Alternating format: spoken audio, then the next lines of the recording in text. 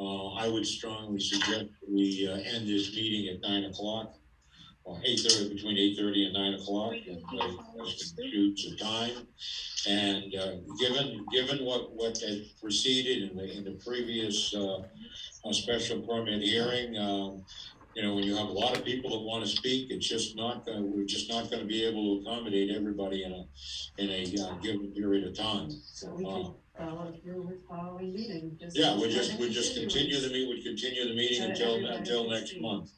I propose that we end at 9 o'clock. I'll second that. All right, motion has been made by Al Blake to end the meeting at 9 o'clock. There was a second by Ann Crowley. Okay. What happened to 8:30? What? What happened to 8:30? Well, Al made the motion for 9 o'clock. Okay. Please identify yourself. That was Dr. Lerner. He's not physically present in the meeting. Okay, Dr. Lerner, please, when you speak, please. Fine. All right. Okay, thank you. All right. So, do you want to change? Do you want to change it or amend the motion, or do you want to have Al amend the motion to 8:30, or what do you want to do, Howard? Or do you want to have this discussion? You know what? We haven't even started. It's been a half an hour and we're already cutting it short. Why can't we stay until 9 o'clock or get it done? We're not going to get this done tonight. I can guarantee you that. Okay.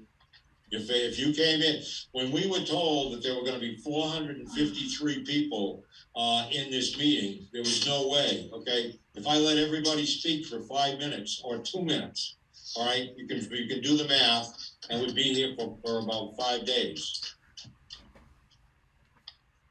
2 times 400 is 800. Continuances mean that people who cannot speak during this particular amount of time would have the chance to speak next time, guaranteed that we would keep the meeting going. We keep track of everybody who has had a chance to speak.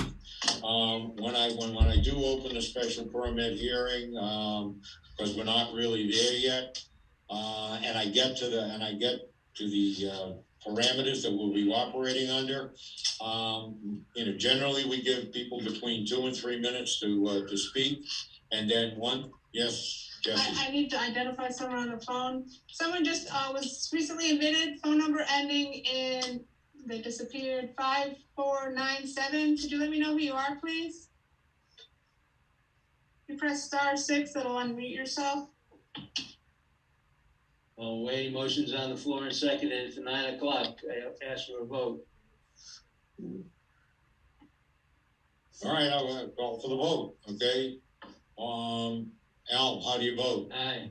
Ann, how do you vote? Aye. James, how do you vote? Aye. Aye. Howard, how do you vote? Abstain. Abstain. Protest. Bob Ronzio votes aye. The meeting will adjourn at 9 o'clock. 9 o'clock tonight.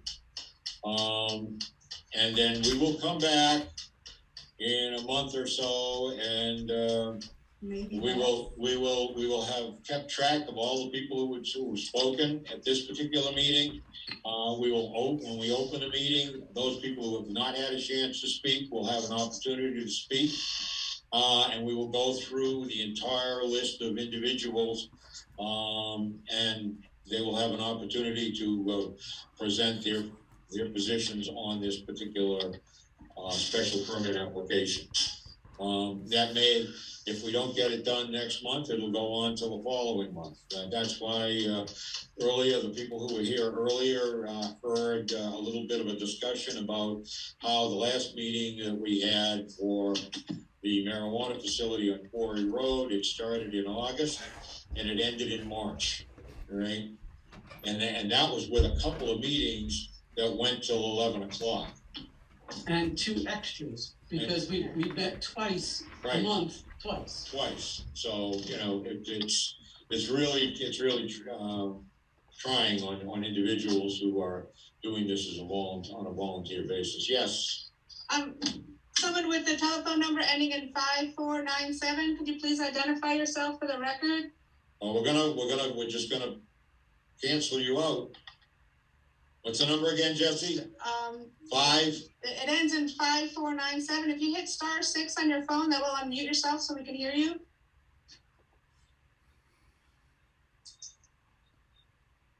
I'm gonna have to kick you out if I can't identify you. All right, Jesse, let's go, okay? We've done the call to order. The second item on the agenda is board to review and approve minutes for the March 24th, 2022 meeting. Can we have a motion to move that to the end of the meeting? So moved. So moved. Al moved, okay, Ann seconded, all right, any discussion? All right, hearing none. Al, how do you vote? Aye. Ann, how do you vote? Aye. James, how do you vote? Aye. Howard, how do you vote? Aye. Aye, Bob Ronzio votes aye, it's unanimous. We'll move on to item 3. Item 3, old business, board to review conditions placed on a special permit for Tetra Hydra LLC approved at the March 24th, 2022 meeting.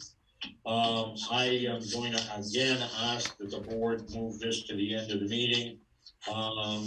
So, because, how many pages is it, Jesse? 58, 68? 58. 58. But you don't have to review all 58 pages.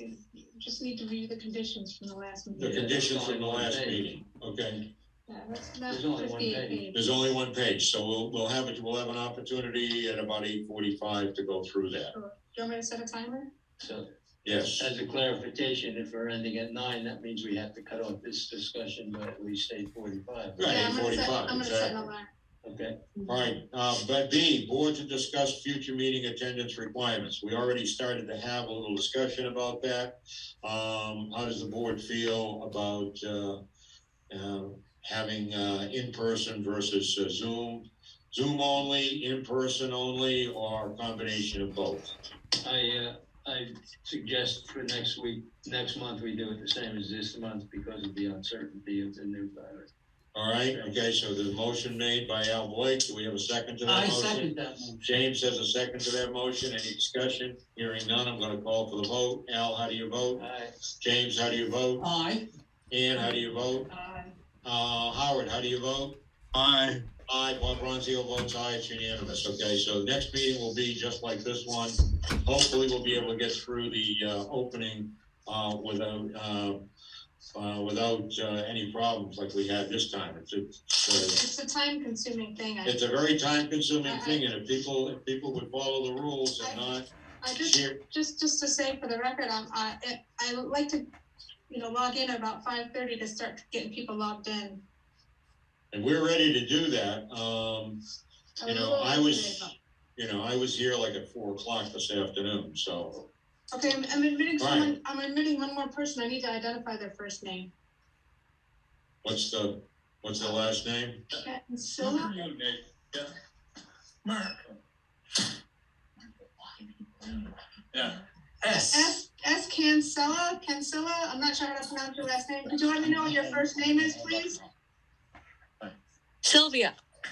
Thank you. Thank you. All right, Well- next item on the agenda, new business, public hearing. Lynn, how does he say his name? Screamo? On behalf of Hit the Road RV LLC seeks relief from section 3.1.3 of the Becket zoning bylaws to establish the Dreamaway restaurant and establish a glamping facility at 1342 County Road, map 401, lots 3 and 4, okay? Now, Jesse, I just need to go over one more thing about this, okay? Just so that everybody knows, 4 positive votes are required from a 5-member board to approve this application. If only 4 members are present, the applicant must be given the option of deferring the hearing date to a meeting where 5 members will be present. So does the applicant understand those rules as I just read them? Yes, we do. Thank you. Okay, thank you. Okay, it is now 6. Oh, what is it? 37. 6:37, and the public hearing for the application for a special permit by, and I'm just going to say Hit the Road RV LLC will open. The applicant, Larry, are you going to be speaking for the applicant, or is? Me. Let's All right.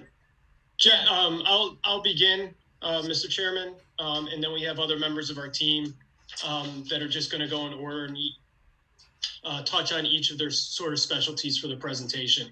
Okay, fine.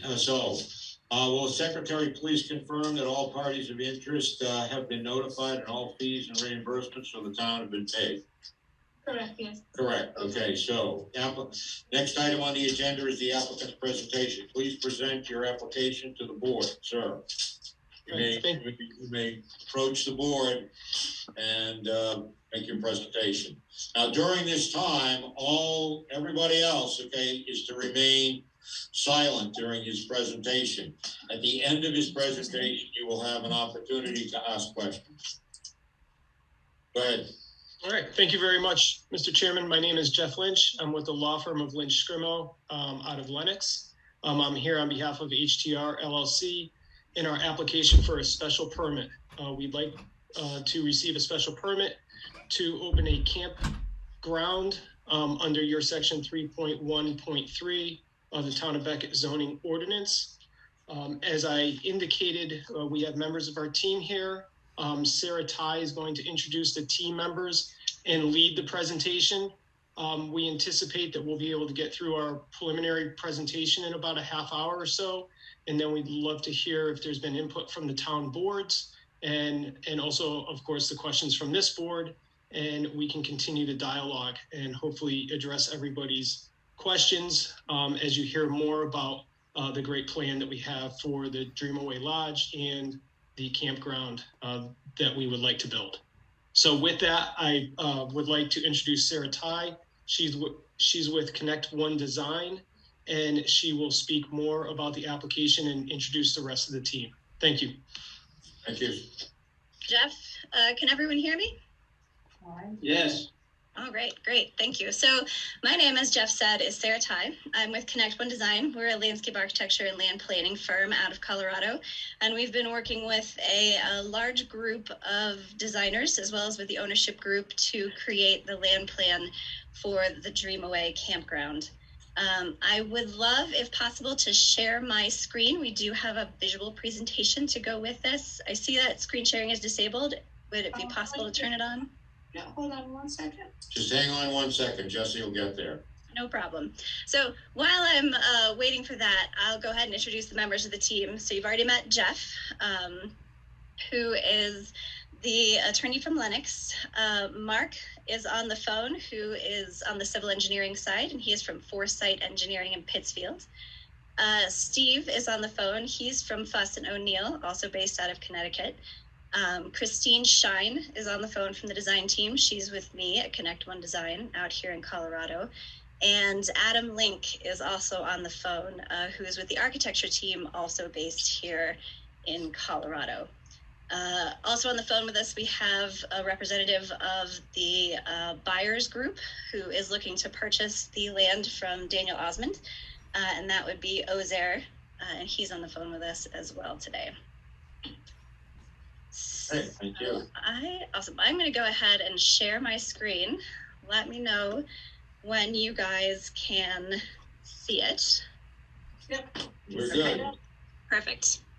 All right. So we are looking for, as Jeff said, the creation of a campground on the Dreamaway parcel. The campground is being proposed by HTR, or Hit the Road. That is the applicant. And their mission is to provide unforgettable experiences by creating unique and interactive outdoor properties that support and embrace the outdoors. They are working with Davis Partnership, who is based in Boston, who is providing financial backing.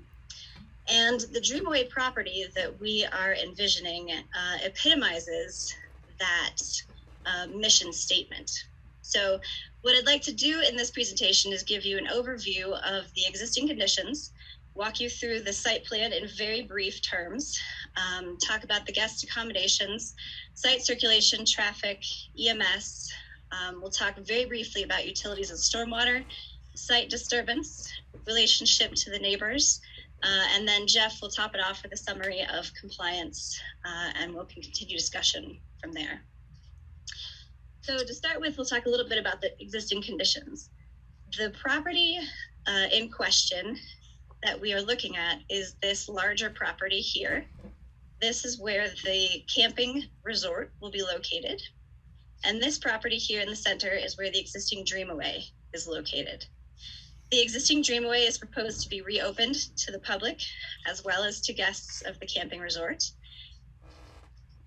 The larger property that surrounds the Dreamaway, the existing Dreamaway, contains an existing derelict structure.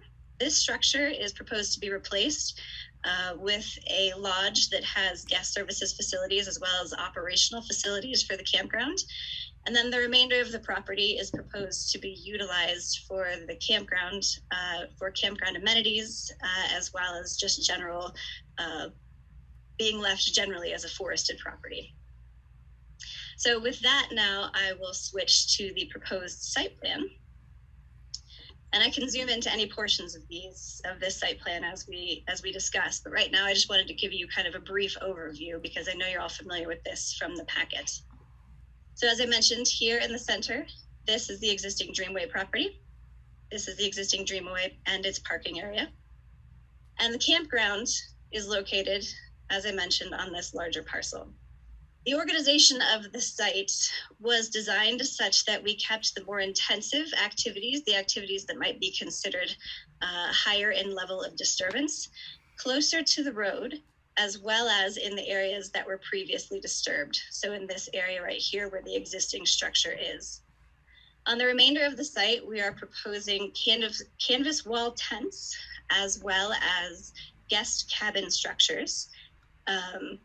With the cabin structures being held closer to the front of the site and the less intensive use of the canvas wall tents being held in the rear of the site, so that we're decreasing the intensity of use as we move away from the road and towards the abutting parcels, as well as towards the state forest. The guest accommodations, as I mentioned, consist of guest cabins, as well as canvas wall tents set on platforms. One of the things that I did want to address, and we actually discussed this in the abutters meeting that we had a couple of months back, is that in the application, we did mention the inclusion of permanently installed Airstreams or Shastas as part of the area of the plan called the Dreamaway Village. The original intention of that was to embody the kind of funky vibe that the Dreamaway is known for. Just after submitting the application, however, well prior to the abutters meeting, we removed the Dreamaway Village units at the request of the investors. And so now all units will be these cabin units, and we are no longer including the Shastas and Airstreams. So here on the accommodations page, you can see that we have actually excluded the rendering of the Shastas and Airstreams as they are no longer a part of the plan. The cabin units, as well as the tent units, will all be fully plumbed. So each unit will have a restroom, as well as having running water and electricity. The cabin units that we submitted with the application, there were 2 cabin unit options that were submitted with the application. One of the options did contain a cooktop. As the design of the cabin units has progressed with the manufacturer, the cooktop and any kitchen amenities have been removed so that there are no longer any cooking surfaces either in the cabin units or in the tent units. The other guest amenities that are being provided on site include a guest lodge, which will be located here near the primary entrance to the campground. And that lodge will also have associated with it a pool and a small hot tub. And then at the rear of the site, we are also proposing a guest kind of relaxation area with board games and things like that, as well as associated saunas and maybe some small hot tubs in the rear of the site as well. The other items that are being proposed are in support of guest services. So there are a couple of maintenance and operations structures that will be housing offices for workers at the campground, as well as trash, laundry, etc. So basically support facilities for the operations of the campgrounds.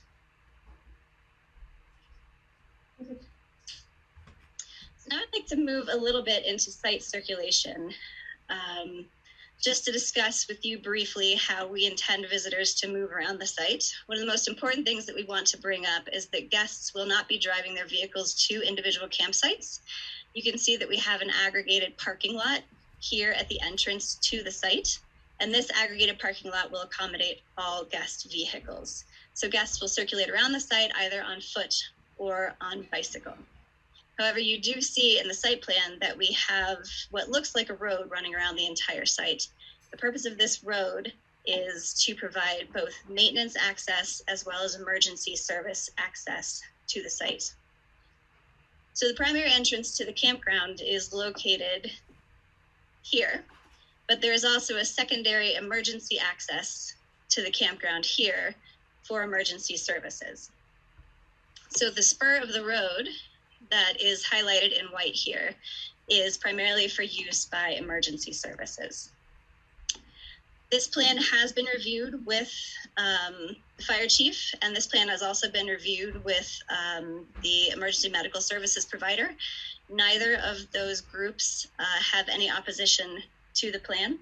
They have expressed any of their concerns to us on the phone, and those concerns have been addressed in the development of this plan. Trash and delivery access to the site will be from here, circled in yellow.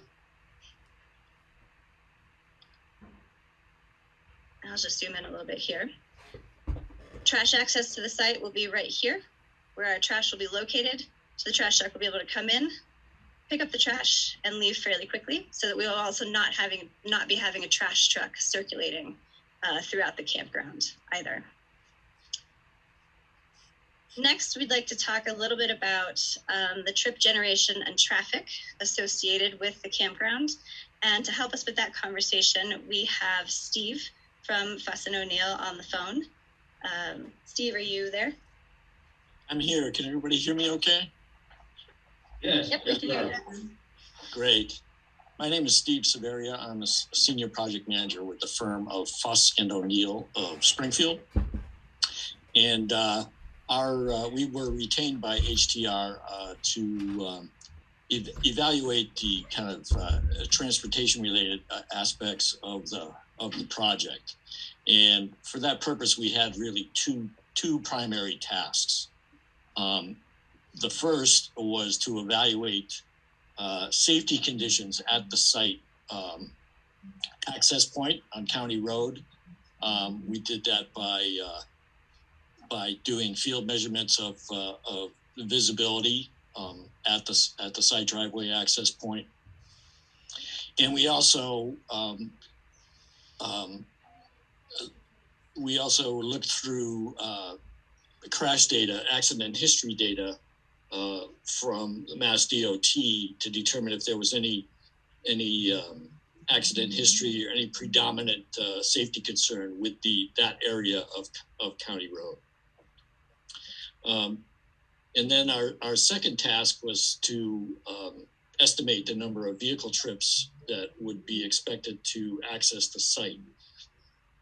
And the way that we estimate those vehicle trip numbers is there's an industry standard process that we use. It's a database of traffic count studies that were conducted and compiled by the Institute of Transportation Engineers for various land use types that also record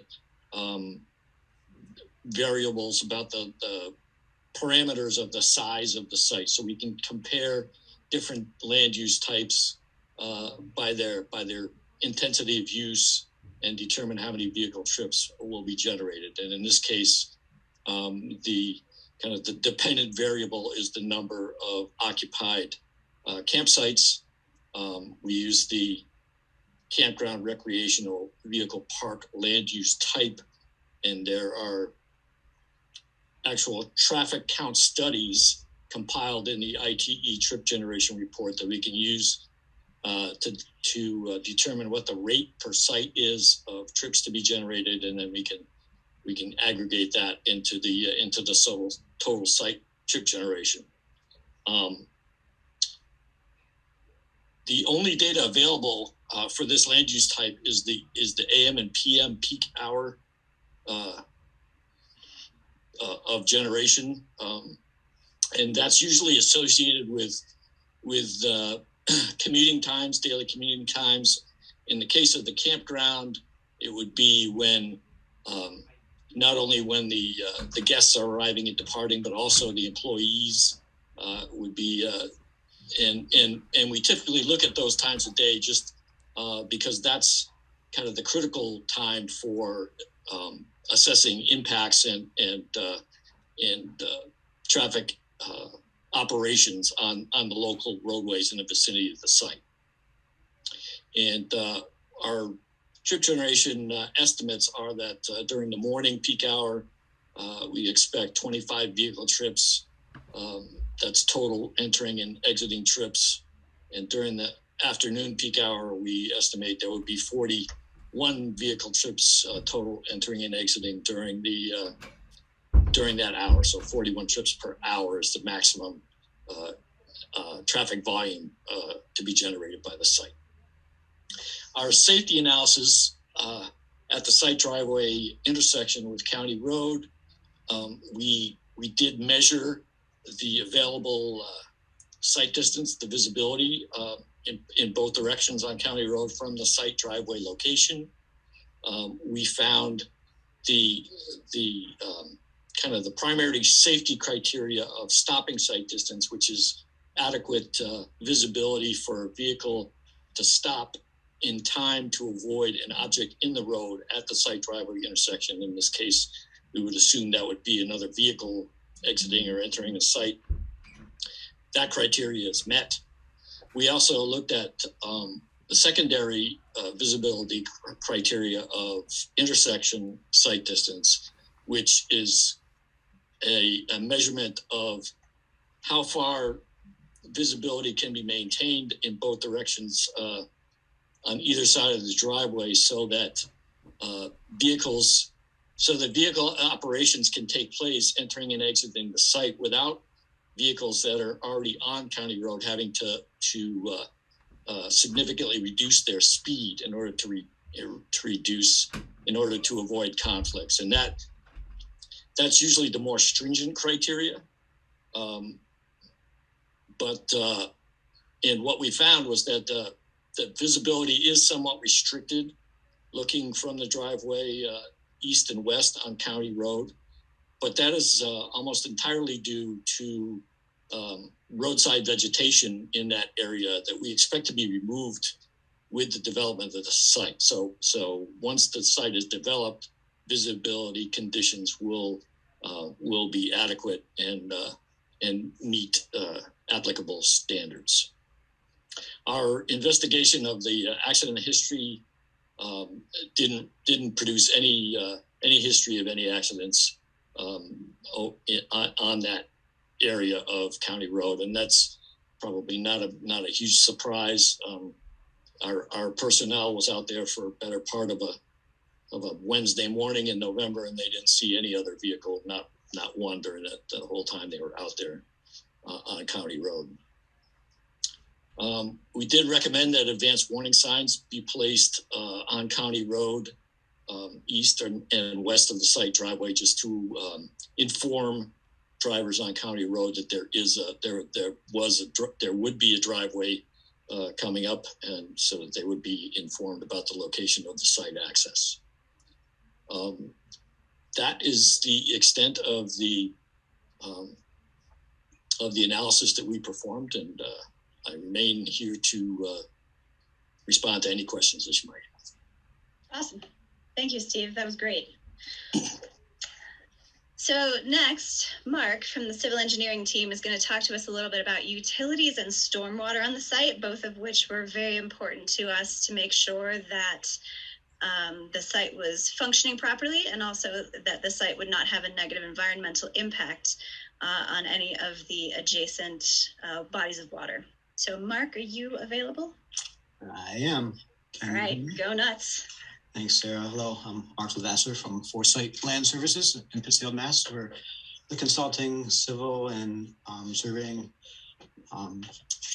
engineers for the for the proponent here. So let's give a quick overview of the septic and water and drainage components of this proposed project. There are 6 proposed septic sites throughout the site. These are decentralized septic systems that have been designed based on some recent witnessed percolation tests and soil evaluations, as well as Title V code, the state environmental code for this campground application. For campgrounds, the Title V sewage flow estimate is 90 gallons per day per site. So for the total of all these systems combined, it's less than 10,000 gallons per day, which would not be considered a large system by design, and would not need to go through Mass DEP review. It will be, each system will be permitted and the applications will be sent to the local Becket Board of Health for each system, which would be less than 2,000 gallons per day maximum. So again, the total cumulative is less than 10,000 gallons per day for the entire site. Once the systems are fully designed and approved by the Board of Health, they will be also constructed and maintained per Title V code. Quickly on drainage, we've designed the systems to meet zoning requirements and Mass DEP's stormwater standards. The standards would meet the peak rates of runoff, water quality volume, recharge rates. They'll have an O&M associated with this project. And throughout the site, there's again multiple decentralized systems located in pink here. That's there is highlighting. Thank you. I'm like Vanna White. And so in these systems, these water quality management areas, there'll be multi-stage outlet control structures that will mitigate the stormwater throughout the site and match existing conditions and drainage patterns. There's also, for recharge rate and infiltration, there's individual campsite infiltration and also infiltration proposed for the new lodge. And the system has been designed to avoid any of the wetland areas and buffer zones. So we're staying outside of those areas. I think that's an overview of the drainage. For the water service for this campground will be through a new public water supply well located there. And it will be permitted through the Mass DEP Bureau of Resource Protection Drinking Water Program for new transient non-community groundwater sources. The well withdrawal again is based on Mass DEP Title V flows and will be less than 10,000 gallons per day. Sarah pointed out the approximate wellhead location that shows an approximate zone 1 radius. There'll be no campsites or access roads in that area for the guests, at least. There will be maintenance vehicles allowed in there.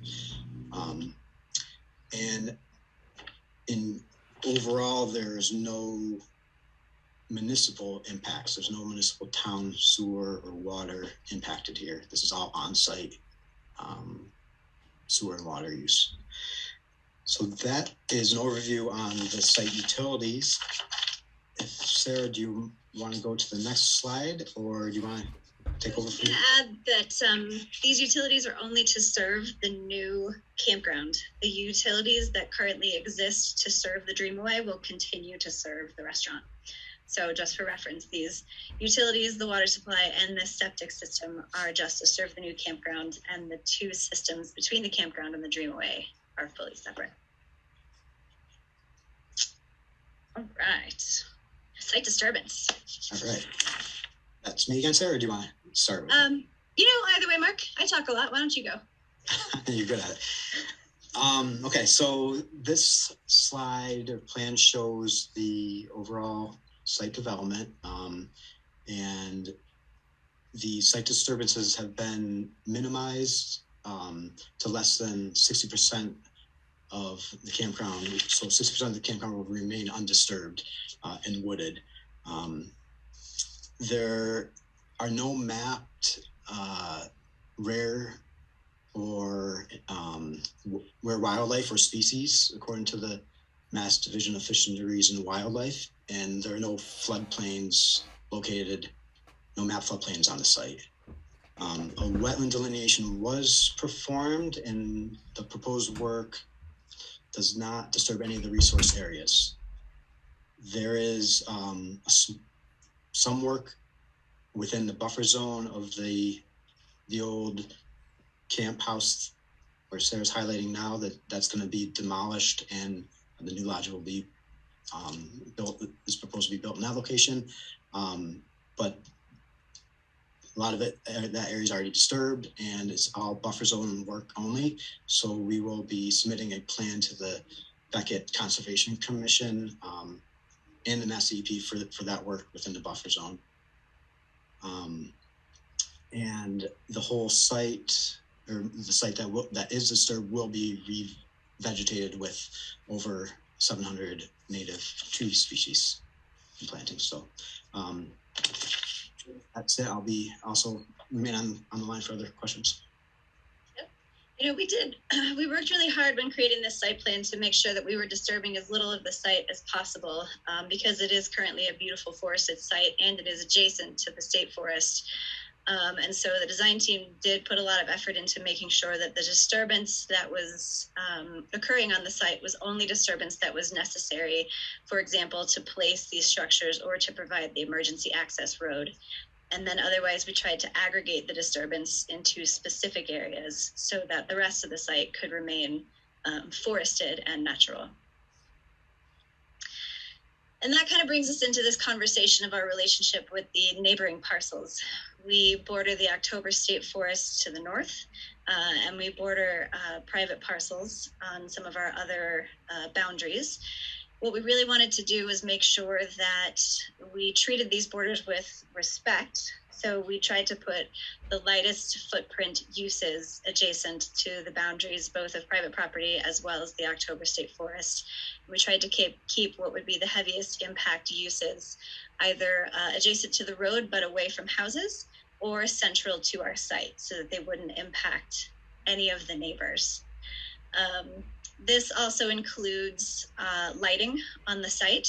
So the most intensive lighting is away from any of the neighbors as well as away from the October State Forest. And the most intensive light would be actually associated with the parking area, which would be safety lighting in the guest parking area. The second most intensive area of lighting would be the down lighting associated with the guest amenities facility right here, the guest check-in and pool area.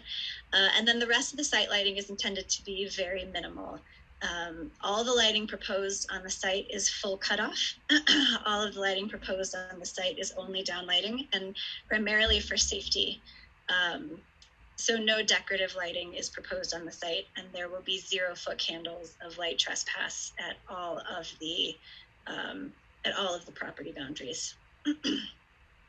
We've tried to create a visual buffer between the road and our maybe most intensive site use, which is this parking area here.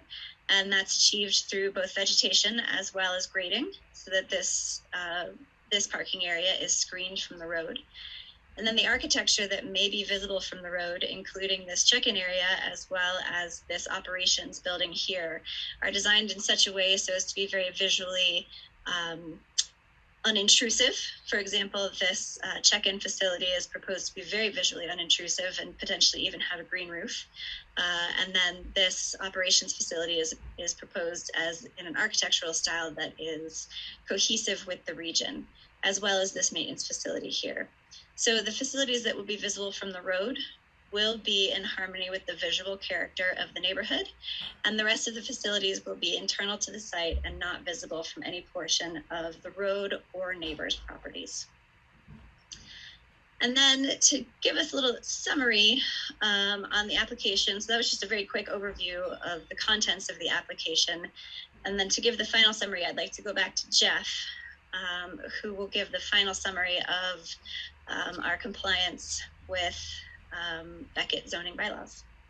All right. Thank you very much, Sarah and everyone.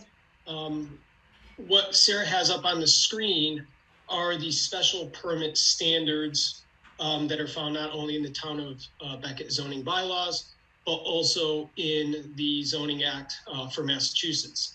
So what the board is asked to do in granting a special permit is to conduct a balancing. They are looking at these factors and trying to balance them against any negative impacts that may be perceived from the development itself. And so the number one factor for consideration is the social, economic, and community needs that will be served by this proposal. So what we have is the Dreamaway Lodge parcel was put up for sale with its adjacent property. The applicant has created the Dreamaway Lodge to be a standalone to preserve its historical impact on the town. And they want to add to that by creating a component which we feel will attract some more visitors to the town of Becket. It will provide needed transient stays. There are really no motels or hotel style commercial uses here in town. And so we're trying to fill that void. HTR originally thought about, because your zoning ordinance does allow sort of a cookie cutter, a Marriott type hotel or something of that nature, a structure, but recognizing the unique character of the state forest, what the Dreamaway was and will be in the future, which is this sort of just tucked away, eclectic in lodging, food and beverage facility that really attracts people to the area and is really a destination. We're going to supplant that and make it even better by having this campground that's modern with a very light touch on this 48-acre parcel.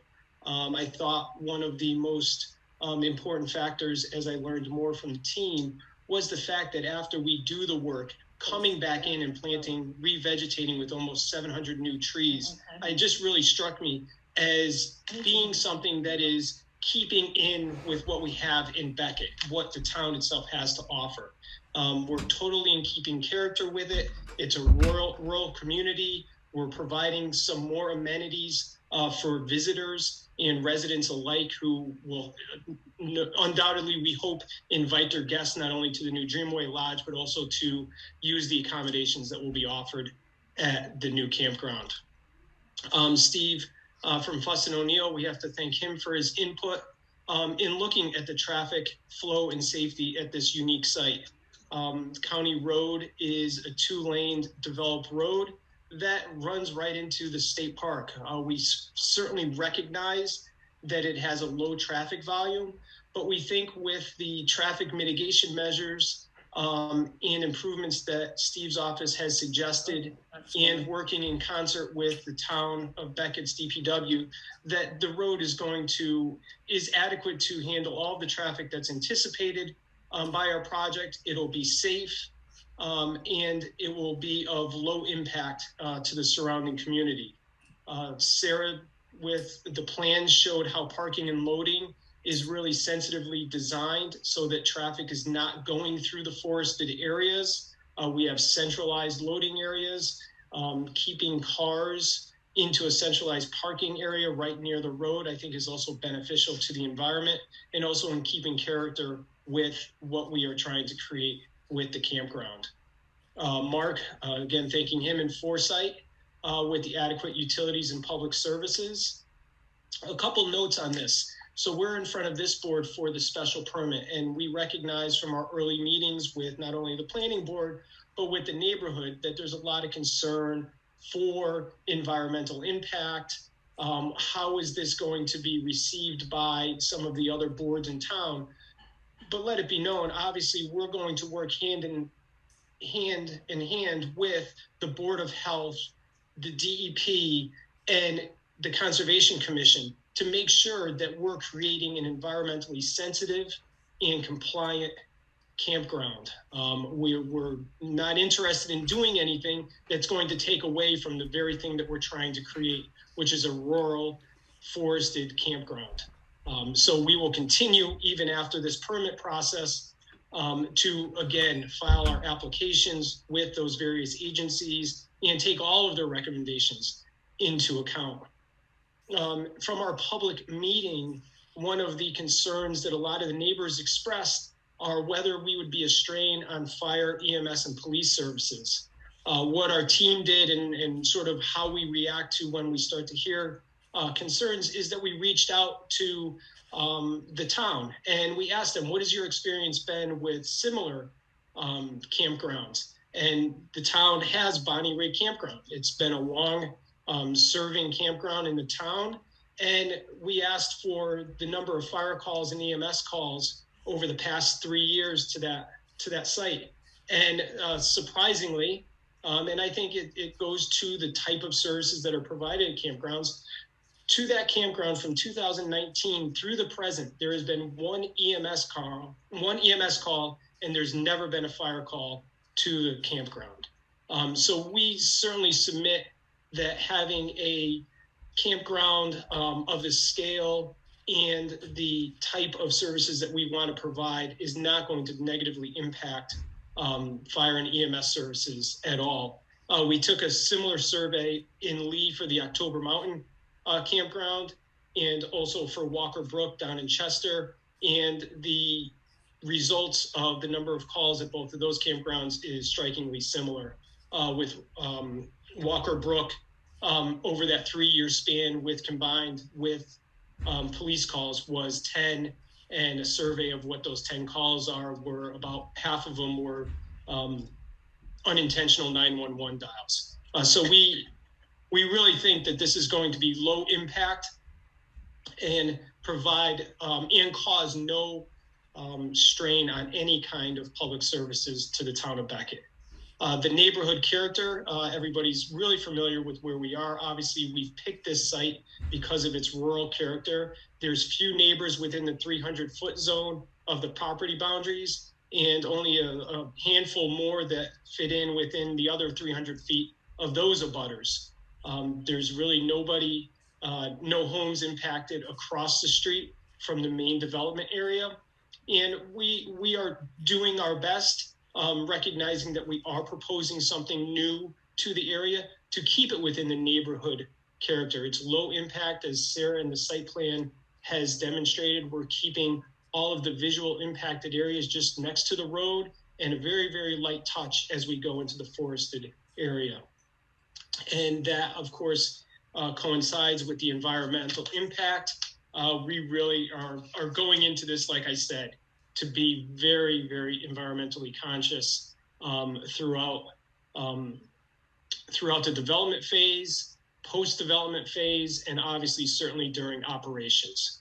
And then finally, one of the big things, as I go back to stressing, what kind of strains are we going to be putting on public services and utilities for the town of Becket? And we really anticipate not many. We're going to work hand in hand with the Department of Public Works in doing some initial road signage and clearing for the sight lines. But after that, we're hoping that bringing in this kind of facility is going to increase the tax revenue to the town, redeveloping and reopening the Dreamaway Lodge. These are going hand in hand. And so certainly that's going to bring a financial impact back to the town. And so we're really looking this as a fiscal positive for the town of Becket. We're going to be able to provide an amenity that's really not offered in town. We're bringing back a long-standing both a resident and guest attraction, being the Dreamaway Lodge.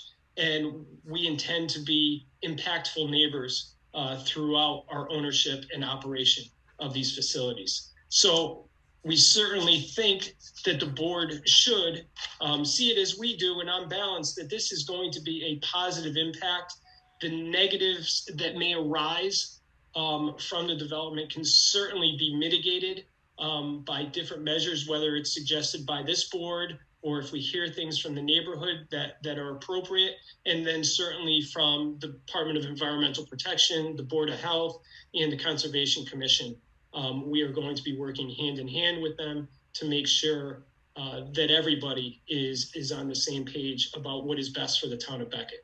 So we as a team certainly thank you for the time that you've given us in the early development stages of this project, the neighbors for meeting with us early on during our earlier neighborhood meeting, and then tonight and for meetings to come. So thank you again. And we're here for questions and conversation. And if you guys would like, I can stop sharing my screen, or I can leave the screen share on to pull up any drawings that may facilitate the answer to questions. Bob? Okay, so we'll start with the board. She's asking a question first. But You want to keep the screen up so? Yes, keep that screen up. Absolutely. At least for a few minutes anyways. Sure. So, board members, is there anyone that would like to make any comments on the presentation so far? Always a complete, very professional presentation. Of course, I have questions. You pointed, is that our ask a couple of questions? Sure, yes, you may. Okay. All right. You point out that the impacts of the project are very positive for the neighborhood, and that they would outweigh the adverse effects or impacts. What do you see as the adverse effects? And I'll jump in here, Jeff, if you want to, but I think the primary adverse effect that has been discussed at length is probably traffic. And I think that is the one that has received the most attention to date.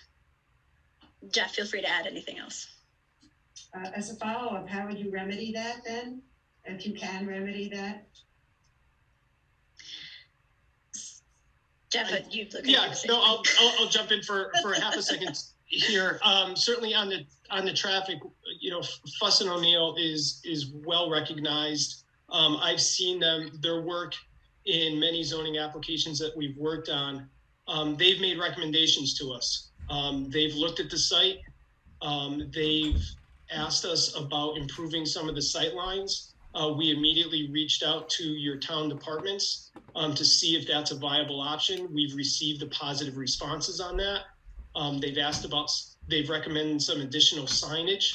We're more than happy to work with additional signage, and sort of internally amongst the group, ideas that as we see the development happen, and if things arise, we're of course open to ideas that the town may have in the board and in the DPW office itself throughout the process that may mitigate any of the issues that we'll see with traffic. I would also add, and this was discussed in the materials, that the Dreamaway Lodge itself always created traffic. It was always an active restaurant, open from about St. Patrick's Day all the way to Thanksgiving. Mr. Osmond did a wonderful job of attracting people from all over the county and from across the state lines to come to his restaurant. It offered nightly entertainment, and there's always been a flow of traffic there. And I think the road itself has proven that it can handle the kind of traffic. I think what we're offering with the campground is a way to actually sort of minimize or internalize some of that traffic generation. So instead of people maybe showing up at the Dreamaway for a 6 o'clock or 8 o'clock show, and all the cars are showing up at that one sort of half-hour span and then leaving at that half-hour span when the show's over, we're hoping that we can attract some of those guests to then stay at the campground. That will allow them to check in early in the day. it's going to spread, we think, the use of County Road with the traffic over a period of time so that its impact on the streets and its concentration will be much less burdensome to any of the neighbors.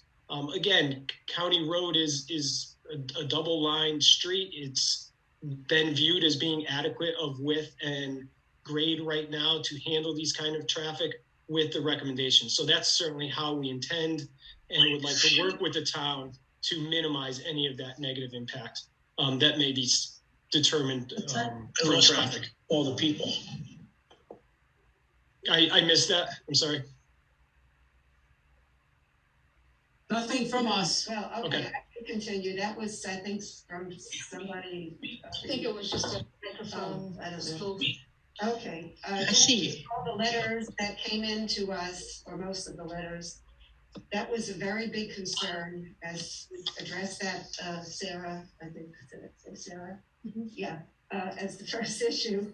It was not all hours of the day and night, which may. Special conditions will be open times at and 8:45. Are you hearing me? Somebody on mute, off mute. Somebody's off mute. Did you hear what I said, or should I repeat it? Yes, I heard you, yes. All right, so again, a lot of the letters, we're talking about traffic flow and the time of the traffic, and also the trash that would be coming forward from people going to and fro. They objected, well, they objected to your assessments. So I guess hopefully you can address that as to the number of cars that would be coming and going. And I'm wondering if you have any remedies that your project would be willing to finance. In other words, to clean up the trash rather than have the town do that, because there would be a lot more trash, more police, more maintenance that would come to the town for those roads, which are not all in great shape at the present time. The town, does its best, but there are places that could be improved.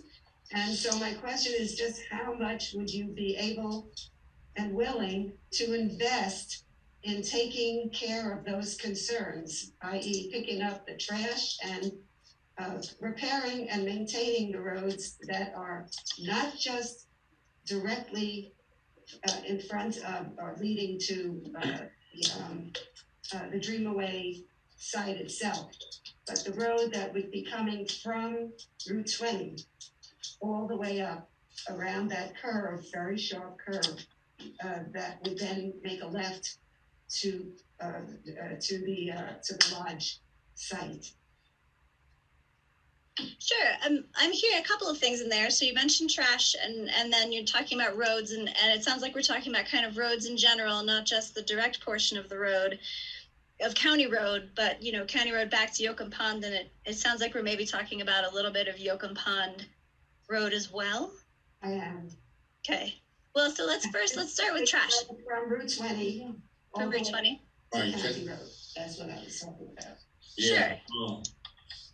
So let's talk a little bit more about the trash. Is the concern that you're expressing here, is that related to trash along the sides of the road, related to the additional traffic going down that road? Is that what you're bringing up? Yes, and the impact on the road itself, which would be a major conduit to your area. Sure.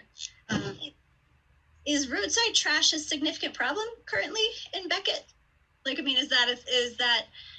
Is that an ongoing issue that you guys are dealing with, that you see as traffic increases? How do you raise your hand again? How do you put your hand up there? Somebody else talking? How do you put your hand up on the screen again? I forgot. We're gonna mute you all, okay? If you don't have, the only person that should be speaking are the applicant's representatives and the board members right now. Everybody, we'll get to you. Don't, just hold on. Okay. All right, basically what I'm concerned about, You still don't. Yeah, I just. oh, you're still going? Okay, fine. Yeah, I was just gonna say again, you asked a question, let me answer that. Sure, yeah, that'd be great. Very big town. Yep. A big, area, a little under 50 square miles. So I don't see every road personally to answer that question, but I do see the roads that are close to me that have no kind of, no kind of access to anything special on the road that I see. So I do see some trash during hunting season, and more, more than, and also more trash on the roads I see during the summer months. That's Sure. all I can answer to. So I guess other people on the board or members who of the town who live on different roads could maybe give you a better indication. Sure. Well, I mean, I think just as a general statement, I'm sure that once the Dreamway is up and running, they would be happy to work with some kind of, community benefit sort of trash cleanup days. I think that that's something that the applicant would be happy to work with you guys on in terms of a community benefit, especially if you do end up seeing that the uptick in traffic does lead to an uptick in trash. One would hope that this isn't, one would hope that littering is a problem that we can keep under control, but I think that that's something the applicant would be happy to discuss. And, I'll let Jeff talk a little bit more about, responsibility for, upkeep and maintenance of adjacent roads. Do you want to chime in there, Jeff?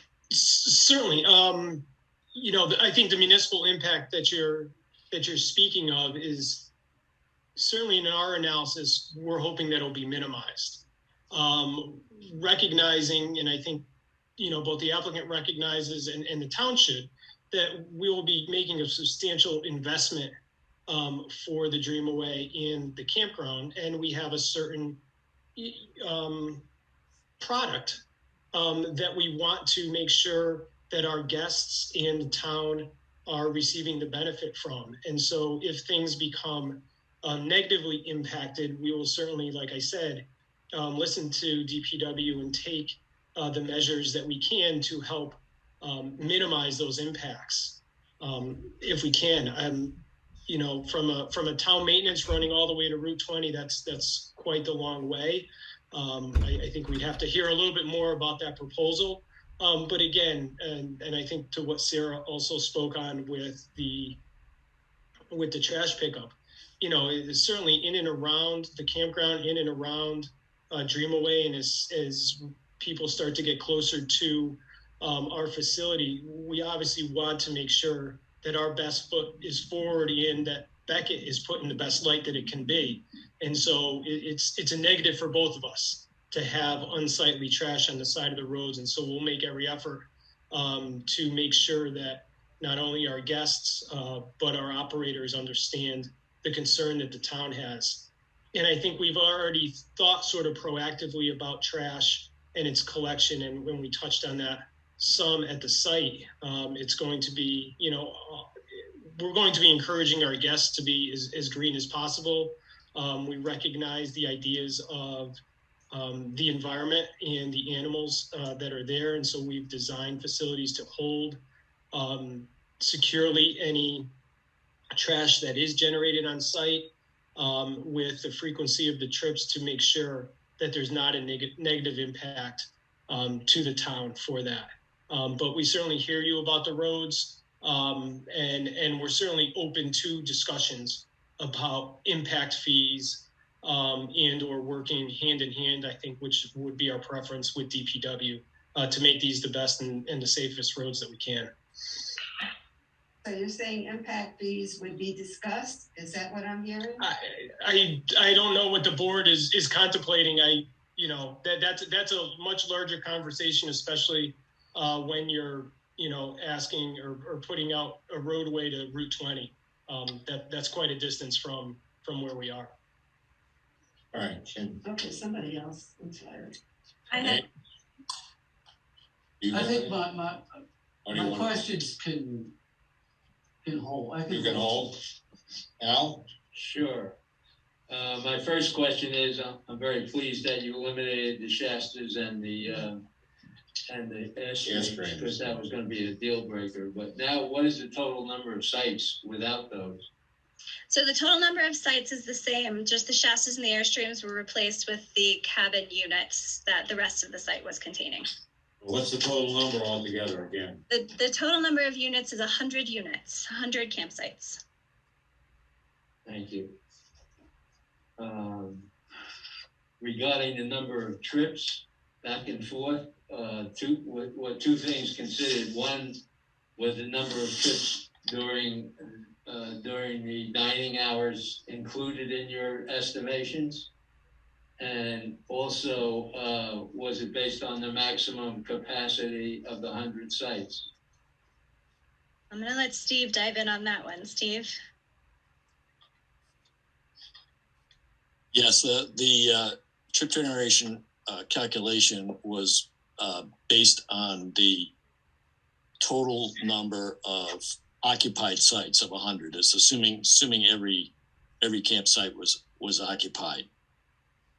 We didn't specifically look at I guess what you were calling the dining hour. Ordinarily with a restaurant use, that might be sometime like after 7 o'clock on a Friday. Specifically, it would be every day, because I assume the restaurant's open every day, or most days anyway. Right, but I think if you look at the typical restaurant operation, that Friday would be the Friday night would probably be their peak time. But yes, they're in terms of overall traffic impacts, there is going to be a certain amount of traffic activity associated with this use. It will be noticeable to the people who live on County Road for sure.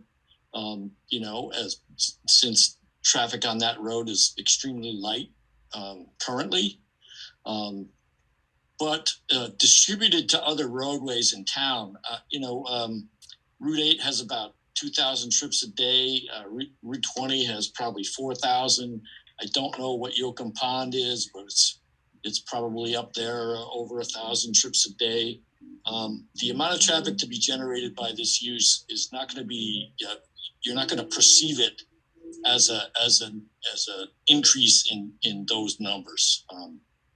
It's going to be very small in comparison with the kind of daily traffic activity around town, except for on that most rural section of County Road.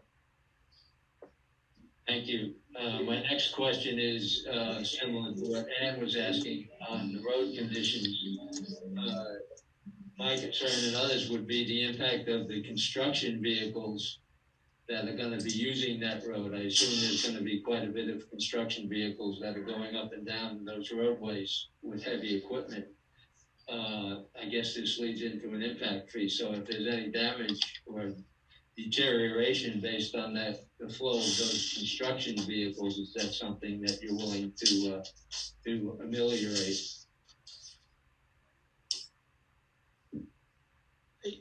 I think we're open to having discussions on, maybe a performance bond or something like that being posted if there's something that is noticeably wrong with the work, with the roads.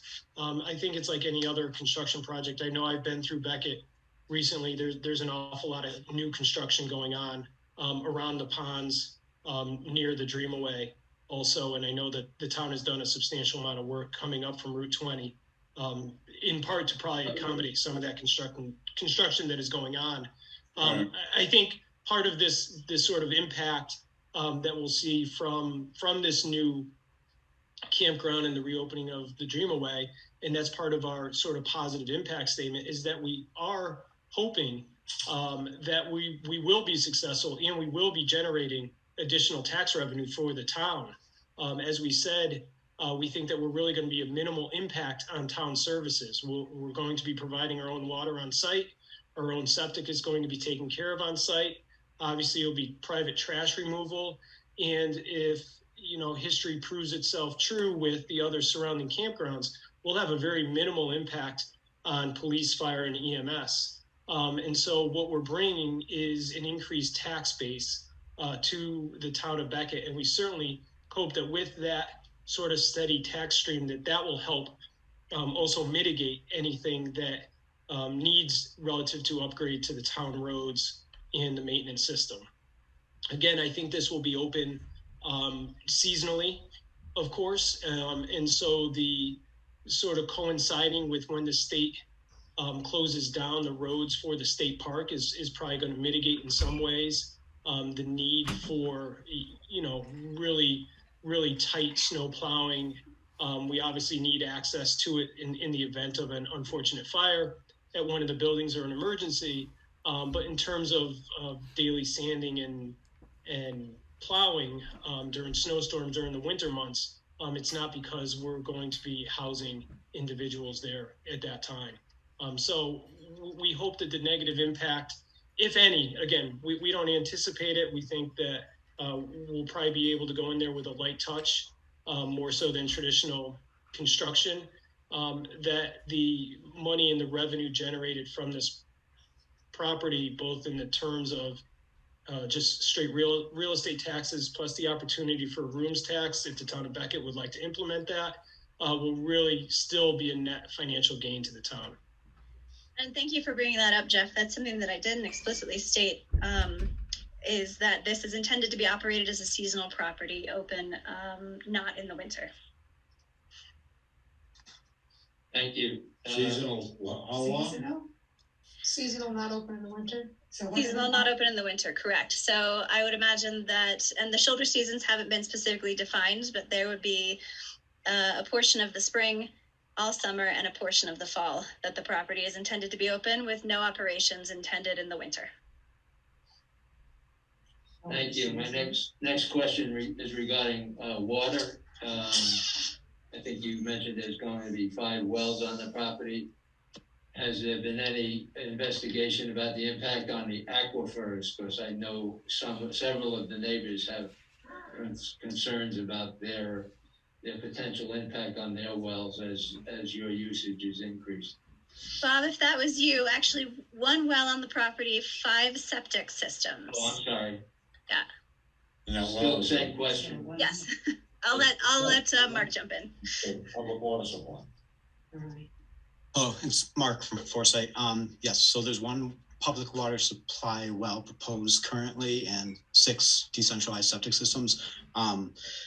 The well will be permitted through the Mass DEP. We haven't explored the flow rates or developed any wells or performed any test wells currently. So it will be permitted through the state Mass DEP Water Bureau.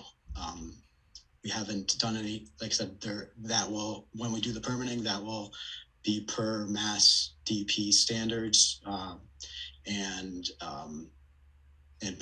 applications, including like a hydrogeological report, as well as pre-approval and pumping and testing. So that will all be performed in the future. Thank you. 2 more questions. One is the next one's on lighting. I know you stated you're gonna only have down lighting and with full cutoff. Have you looked at the implication on night sky regulations and some letters from neighbors about that you're not complying with the night sky regulations?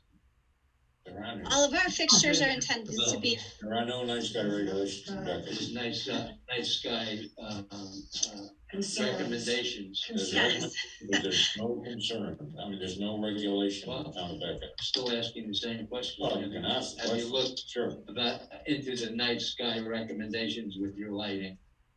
Yes, we have. And so just for reference, I live in an area that has exceptionally stringent night sky regulations, like exceptionally stringent. And so I designed the lighting for the property as if I was actually working in my own municipality, which is very, very strict.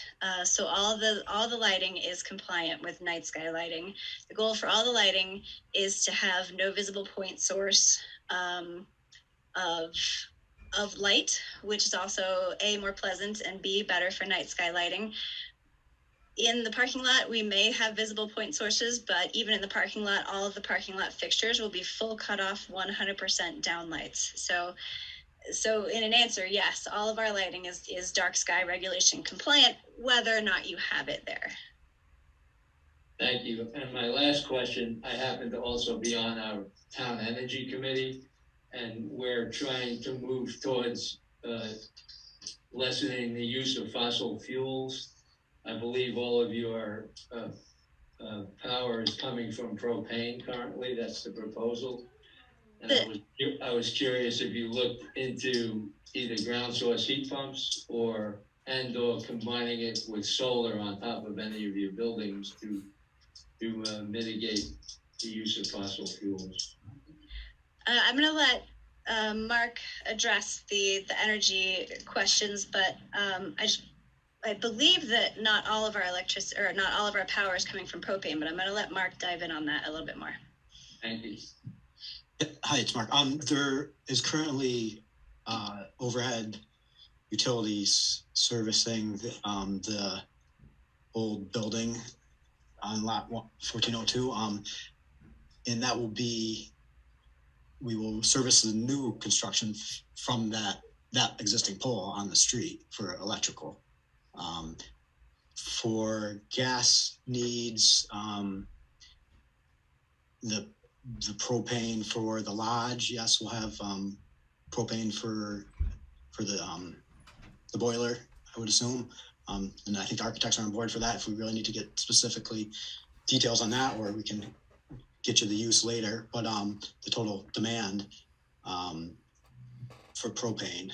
Also have heating in all the cabins, don't you? And heating in the cabin, well, again, these are seasonal use. Yeah. I don't know that. So I can dive in there, Mark. Totally, we've had this conversation.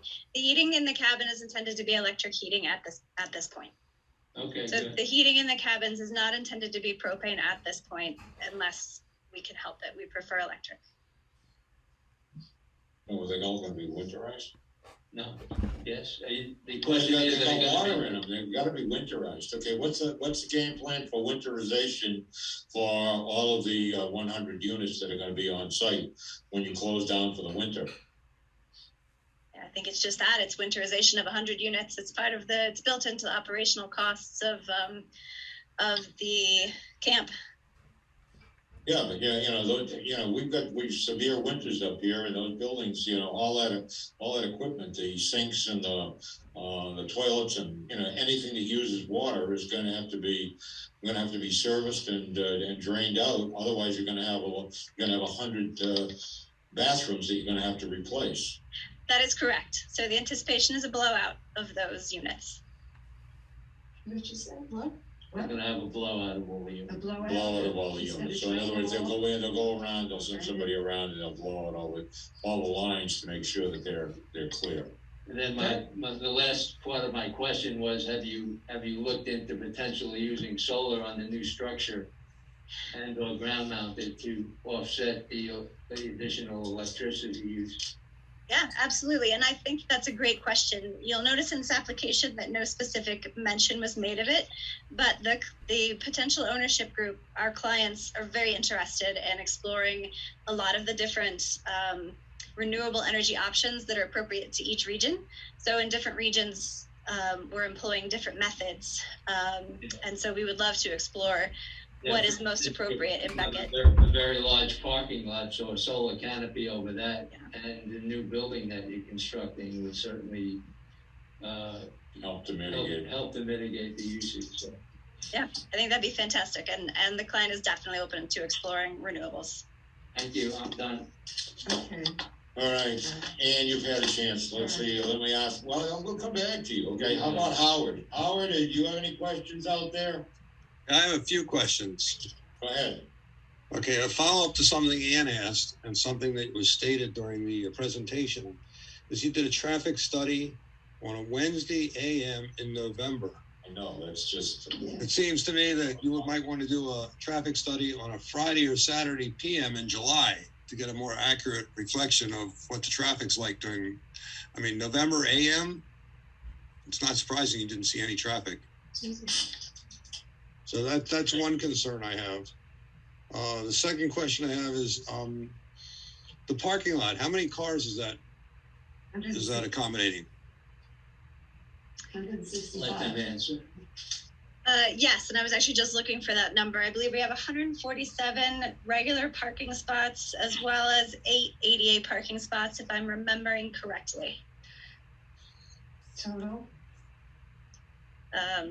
For a total of, head math is escaping me. 155. There you go. So yes, 155 sounds about right, but I can also pull up the plan and have a precise verification. That's fine. That's close enough. I mean, that's a lot of cars. That's a lot of volume. for 100 yurts, why do we need so many? I mean, how many spaces are set aside for employees? So right now we are anticipating parking the site. Right now we're anticipating 10 to 15 spaces for employees. So are you planning on, you're planning on keeping the Dreamaway Lodge operational as a restaurant to the public? Correct. In addition to the camping? Correct. So how is parking going to be allowed for is the parking lot going to stay as it currently is for the Dreamaway Lodge? Correct. There's 2 parking areas, and I'll pull up the site plan to just make this a little bit more clear since I'm still sharing my screen here. So the 2 parking areas for the campground and the Dreamaway are actually going to be completely separate. So this is the existing Dreamaway campground, Dreamaway parking lot right here. And then this is the proposed campground parking lot. We propose that guests of the campground will actually access the Dreamaway via footpaths, so there should not be any vehicular traffic between the Dreamaway and the campground. This should all be internal traffic to the site, either on foot or on bicycle. And then the Dreamaway will continue to have and operate its own separate parking lot from the campground. Okay, so this brings up a quandary that has presented itself over the years. I don't know how the neighbors have felt about this, but all actuality, that parking lot for the Dreamaway Lodge is not currently adequate for the volume of traffic that comes to the lodge. Are you planning on doing any expansion of that, or? I mean, it really doesn't change anything, but there have been cars that have parked all the way down County Road. Right. Not all the way down, but on County Road during peak season. And do you think that parking is associated with general operation of the Dreamaway, or is that mainly associated with special events at the Dreamaway? General operations. I've been there on a Thursday night where I couldn't get a parking spot and I couldn't get a seat at the restaurant. Right. That's right. So, on Thursday night any night during the summer, it's going to be busy. In and of itself, to add another 155 parking, I don't know, just something needs to be accommodated as far as that's concerned. So I think that needs to be addressed. Specific parking related to the Dreamaway operation, just so I can make a note? Yes. Okay. As far as tax revenue, tax base, have you given any, are there any projected numbers as to what the tax impact amount of money would come to the town on this project? I'm gonna let Jeff jump in there. Sure. Right now, we don't have those preliminary numbers. What I did is I did speak with the town to determine whether you have voted for the individualized room tax, and it's my understanding the town has not. And so I believe that could be up to 6% per night. At this point, we haven't passed it, so that's no generation of revenue for us. Exactly, but the town now looking at having a facility in which you could charge a room tax. You could sort of do the math. Based upon the number of campsites that we have, that there's some potential there. But because it's not hasn't been passed, and it would be pure speculation on whether the town has the desire to pass it. We did not run those initial numbers. Okay, and related to well and septic, so is the current well and septic for the Dreamaway Lodge is going to stay independent from the well and septic that is associated with the campground? Yes, that's correct. Okay, so on a transfer of property, the septic still has to pass Title V, right? It does, absolutely. Has that been done yet, Title V on the old septic? I just don't have that memory on what it was. We've been under contract for a little while. I don't remember offhand whether the Title V has been done yet, but clearly we're going to be in full compliance with having that test conducted prior to the transfer of title. And as you know, if it does fail, we are triggering a repair and or replacement to that septic system, which we're ready to do. We'll be working with Mr. Osmond on that. And you said there's going to be no operations during the winter. Is that just for the campground, or is that for the because the rest of the lodges run into November? So is that going to continue to operate until November, or is? I think the current plan right now is that the operations will coincide with one another. Maybe the restaurant may operate for a few weeks after that, but again, probably, I think the longest that Mr. Osmond told me he ran was just about Thanksgiving. And so that's probably our outside date right now. But, a little preliminary on that, but it's not intended right now to be open for the winter. Right, and the guest service facility, what is that? What's the footprint? How many square feet is that? And what is actually going to be in that building? Adam, you finally get to talk. I'm going to let Adam address these questions about the architecture. If he's available. If not, I can do it. Are you there, Adam? I am here. Sorry, I'm getting phone calls at the time. I apologize. Let me just pull that information up. I'll get back to you on those square footages. I don't have that offhand right now, but I'll pull up that information shortly. Give me a Actually, second. you know what? I have the square footages right here, Adam, in the architecture plans. So we have the guest services facility right here that I'll pull up on screen, and I'll let Adam kind of walk you through what's going on in this structure here. Yeah, so what we're seeing here is the guest lodge, as Sarah has mentioned. At the moment, we're basically, as we mentioned earlier in the meeting, planning very sort of consistent or very typical services in this area, in this building.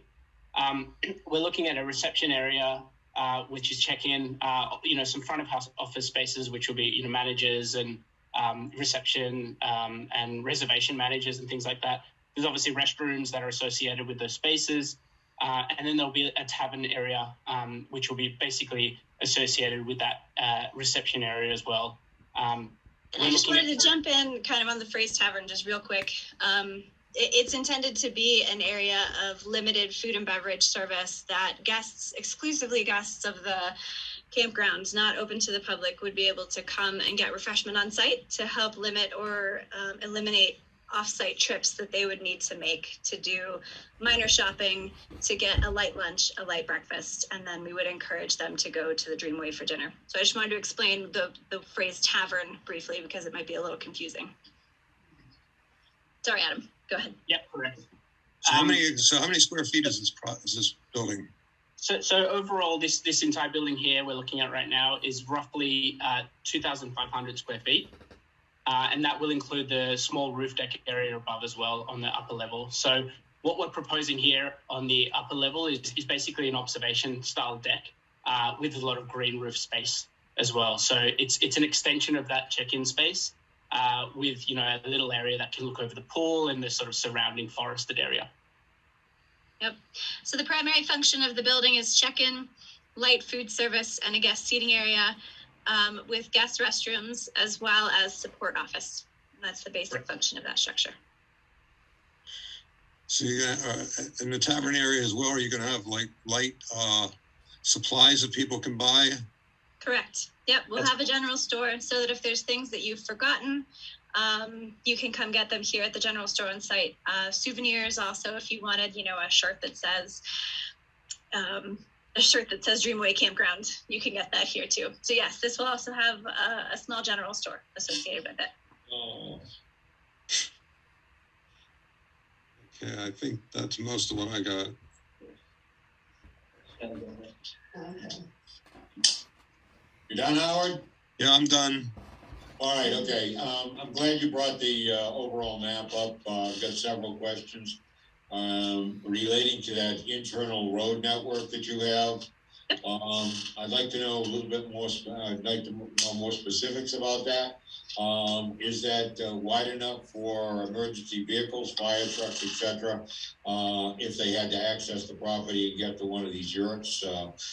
Is it, how wide is it? How is it going to be maintained? What's the composition of the material that will be? You're not just going to throw gravel down on the top of the dirt and basically call it a road, I hope. Correct. I've seen the plans. I haven't looked into that detail. That's why I'm asking you the questions right now. Absolutely. And I'm going to let Mark go into the most detail, but I will say before Mark gets going that this road is intended for emergency access to all of the campsites. So it has been reviewed with both fire and EMS providers to meet the standards of their vehicles, as well as with EMT, the paths to each of the tents meeting the standards that they need to transport a patient on a gurney. That also is partially why we designed this as a loop, so that fire trucks could enter or exit if needs be more quickly. That's why we included this secondary emergency services exit here. I understand, but excuse me for interrupting, but a fire truck, okay, loaded with a pumper truck, etc., or any other type of apparatus. We have some pretty big apparatus here in the town of Becket. If they need to get to one of those sites, they're going to drive over those roads. I just want to be assured that those internal roads are going to be able to support the vehicle. I don't want to have a fire truck drive in, and I don't, I think this discussion needs to be in more detail with the fire chief, because you get in there in the springtime, and that fire truck's going to be up to its axles, and it's not going to move anywhere. Okay. So those internal roads do need to be constructed to something other than walking path standards. Correct. And so that was just my brief preface. And now I'm going to let Mark, the civil engineer, go into more detail about the actual design of the roads, the width of the roads, and the cross section of the roads. So he'll provide you with that information now. Okay, thank you. So they are proposed to be, the internal circulation roads are proposed to be gravel. The entryway road past the lodge is proposed to be paved, and these will meet DOT standards. They're gonna be 16 feet wide. We're proposing to be 16 feet wide with 2 foot wide grass on gravel shoulders. That cross section of the road on the left that I'm looking at. Yeah, you got the cross section on the screen. Cross section, Mark. Yeah, that's it. Yeah, so there'll be pretty much 8 inches plus 12 inches of processed gravel on top with a cross pitch. Right. And what about the drainage on both sides of the road? Right. Yeah. So again, we have a kind of a typical section on the left too, roadway cross section. But if most of the grades we're proposing to match as much as possible, they will be boxed out to construct the driveway. But where required in cut sections, there will be proposed stormwater management swales, ditches, stormwater. I know the swales, okay, but swales, and so in the wintertime, okay, even though this current ground is going to be shut down, if there happens to be a fire in one of these facilities, how would the fire apparatus get to them? Are these roads going to be taken care of and plowed out during the wintertime? Or is it just going to be that if one of these things catches fire, it burns to the ground? I think that maybe not be in the best interest of the ownership group. For reference, the tents will be more than likely coming down in the winter and being stored, because that increases the longevity of the canvas. So it increases the amount of time that the ownership group can utilize the tent before having to replace certain panels. So it's highly likely that the tents themselves will come down. Outside of that, the roads that lead to the cabin areas or any of the areas that remain standing in the winter will be maintained, not just for fire access, but also for general maintenance access and for security purposes, Sure. so that security can continue to monitor the site even while it's not in operation. Okay, good. All right, the next question I have has to do with the traffic that is going to be coming and entering either from Route 8 or Route 20. The Route 8, most of the traffic coming up Yocum Pond Road, when it gets to County Road, there's a very, very sharp intersection. The state has eliminated a lot of these intersections of that type. It's like a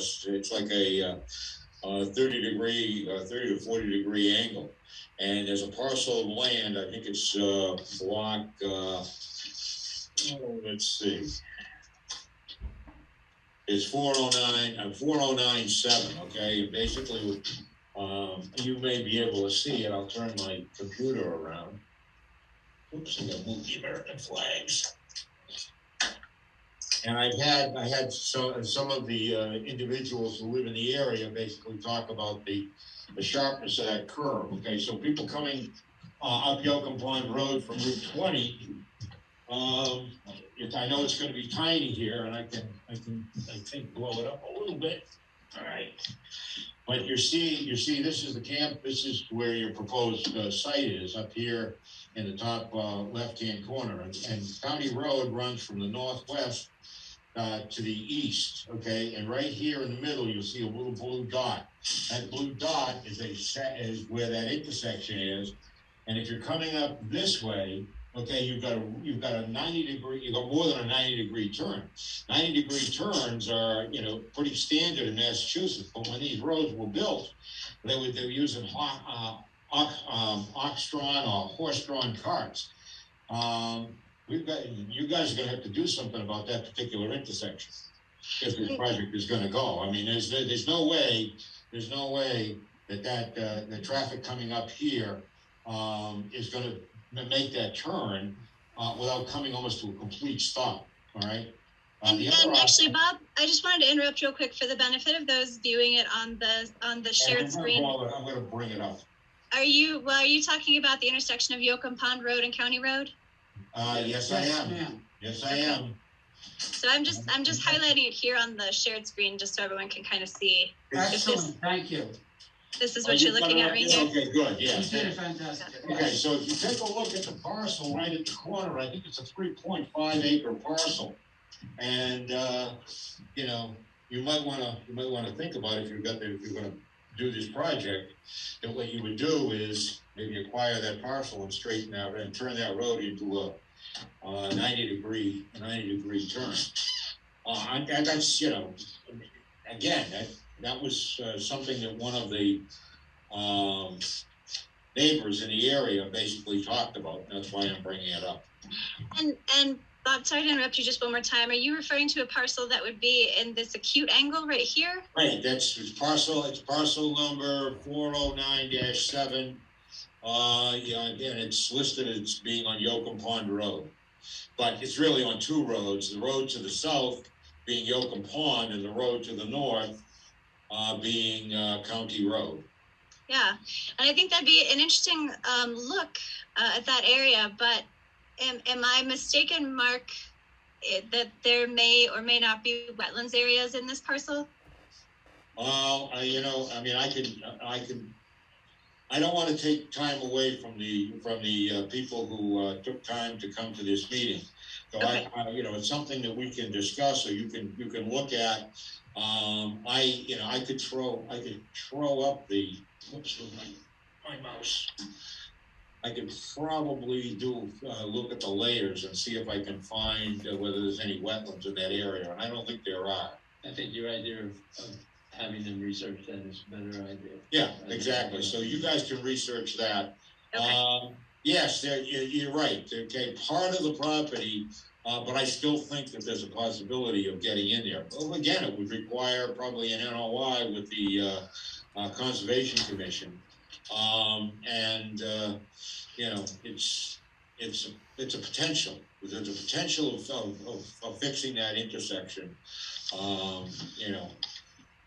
And especially when you've got people driving up County Road, or leaving County Road from the Dreamaway Lodge at night after they've had a chance to, probably imbibe a little bit. Hopefully they've got a designated driver, all right? But sometimes they don't, and we don't want to cause any accidents that we could prevent, and that, take a look at it anyways. Okay, so that pretty much takes care of the board's initial questions. Yeah. And Ann has. Yeah, I didn't want to take over the entire questionnaire, so I didn't finish my question. I didn't finish my question. Okay. All right. I'm very happy that you mentioned cooktops being removed. Does that mean there are no stoves of any kind in these cabins? Correct. No stoves of any kind. No cooking implements of any kind in either the cabins or the tents. All right. Now, how would you enforce that? I know people could bring in their own little camping stoves. So I think just something for you to think about. There would need to be some kind of enforcement. Also, you mentioned that you're going to have barbecue pits on each site. Is that correct? No, each site will not have its own grill. We are having some group grilling areas in some of the community guest areas, but each site will not have its own barbecue. That's good to hear. Okay, I was writing that as a suggestion. All right. People have also mentioned, the danger of fires and all of these outside. So you're going to have barbecues in a grouped area. Is that correct? Correct. So we will have grills available for guest use in a couple of different group areas around the site. Actually, right now it may only be one proposed group area with maybe one or two near the pool. But each guest will not have their own individual grill at their unit. Okay. Well, as someone who in the past has gone to campsites, I did, and I still do, like to have my hot tea in the morning. So how are they going to have any kind of way to cook if they are going to have any kind of way? So in terms of tea and coffee, you can envision this a little bit like a hotel room, where in both the tents and the cabin units, people will have their individual coffee pot that can heat water for tea, things like that. You can make your coffee in the morning. And then in terms of self-cooking, it's not necessarily encouraged at each unit in that we're not providing anything. So again, think of it a little bit like staying in a traditional hotel, right? Where you're not necessarily encouraged to self-cook in your room. You have much more flexibility here at a glamping facility because you can, walk a little bit ways down the road and have the opportunity to self-cook in a very nice, communal grill facility. Or you can go to the tavern and get any kind of, small F&B that you might need during the day, or more limited F&B available to you at night. Okay, thank you. And some people mentioned a danger of odors and noise from the campgrounds, odor because of these grills and cooking, especially from the areas that have multiple units. So how would you address that, the danger of odors and noise? Sure. So odors, I would imagine that the primary odors that would come off of a site would be related to cooking, related to trash, or related to sanitary services. Because all of our sites are plumbed and with septic, odor from sanitary services should not be an issue. Odor from trash, all of our trash is collected from each unit throughout the site and consolidated in a central facility, which is located, just so I can get my little drawing tools here. and it's aggregated in a central facility, which is located here, which is where the trash truck will pick it up from. So any trash odors, and that trash is also stored inside of a garage facility until the trash truck comes to pick it up. So we shouldn't have any odors from trash in the site. And then in terms of odors from cooking, because we are not including grills at each individual tent or cabin, that shouldn't be an issue. The aggregated grill areas would be located actually in the kind of center of these units if we chose to have more than one. Currently, I believe the only one that we have might be located here, with a couple of other grilling spaces located here near the pool. And so that I believe would be far enough away from any adjacent property and even far enough away from the road that I don't think that odors would transmit from that. Okay, thank you. Who collects the trash and how often? That might be a question for somebody more familiar with trash service locally, but I would imagine that we would contract the same team that picks up the Dreamway trash. Jeff, do you want to dive in on that? Yeah, the trash from the center trash collection facility. Oh, you mean from the campground itself? Campground, yes. Sure. So there would be, similar to any glamping property, there is a housekeeping team that goes around the property, collects trash from the individual rooms on a, basis that is determined on the length of your stay. For example, if you only choose to stay one night, they would collect it after you leave. If you're staying multiple nights, they would probably only visit your room every couple of days, your unit every couple of days. So that trash would be collected from each of the units when housekeeping visited the unit or when a guest specifically requested. That trash would be collected by like a gator. So, a small utility vehicle that would go around with both the housekeeping service items as well as the trash collection, kind of like a big wheeled housekeeping cart. Thank you. What else was I going to say? And we gotta let the people speak. All right. We have more time. Yeah, well, all right. We'll ask one I can save my questions Sure. for somewhere else. All right, at this point in time, we've taken up most of the time asking a lot of questions, but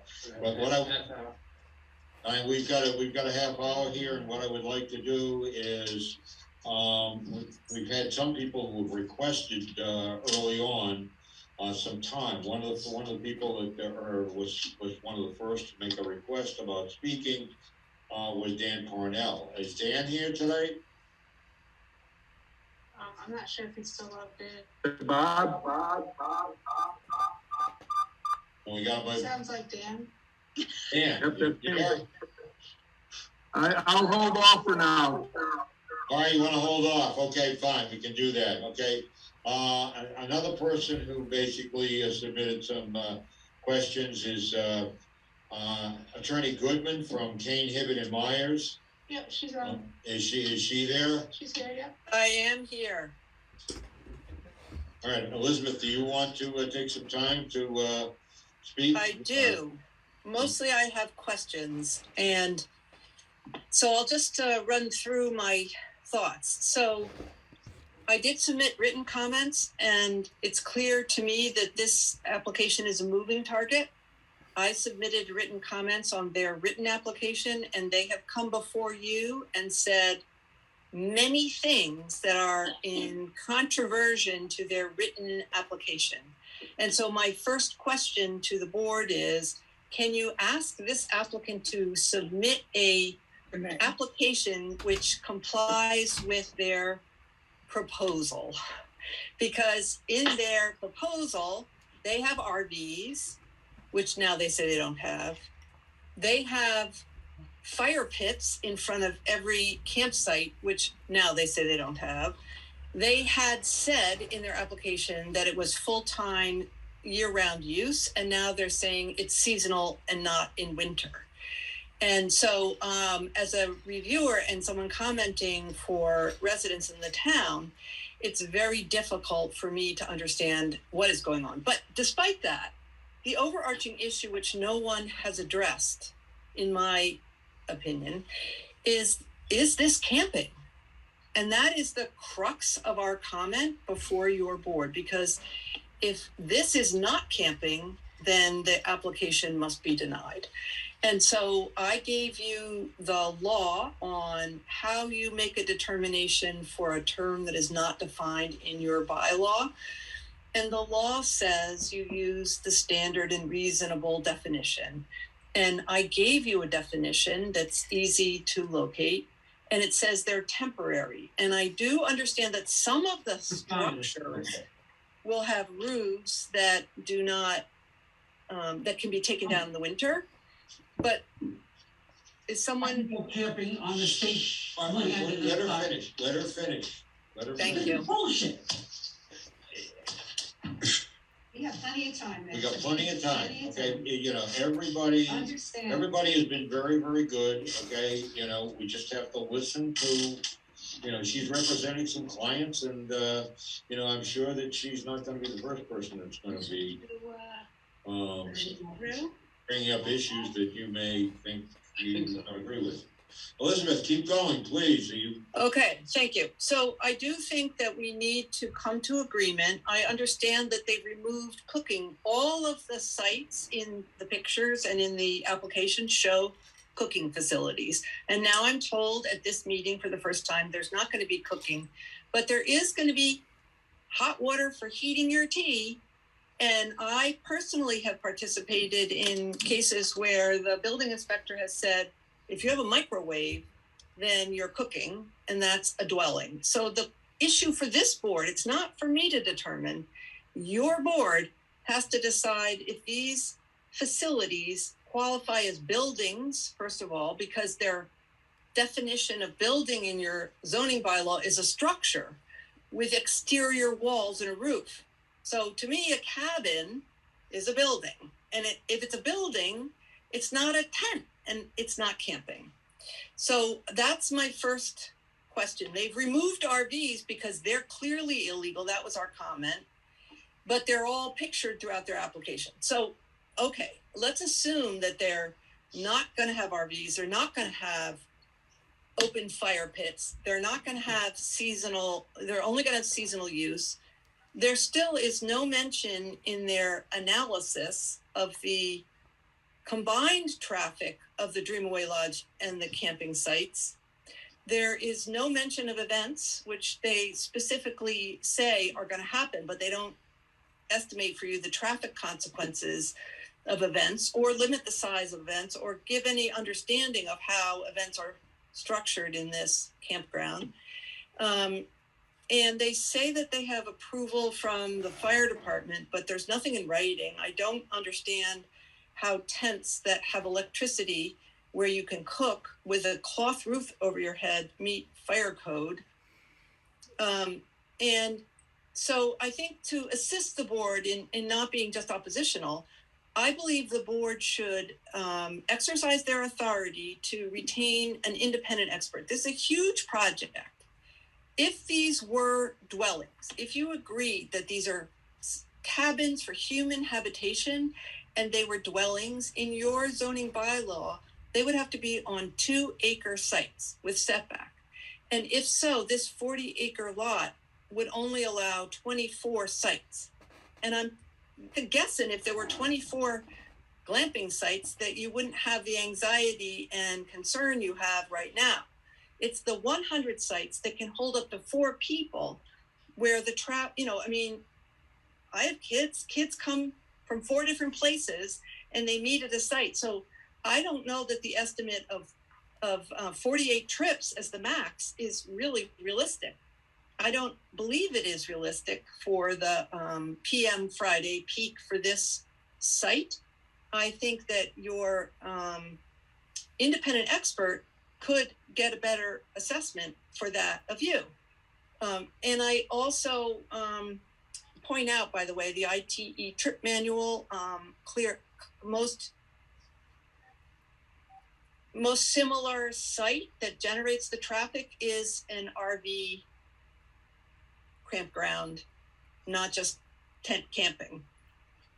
So I believe that the board should have an independent review for traffic. I believe that you should ask the applicant to file an application that actually states what they're proposing in front of your board. And I think you should ask them to address whether it's camping or not camping when they have cabins. Their majority of the facility are cabins.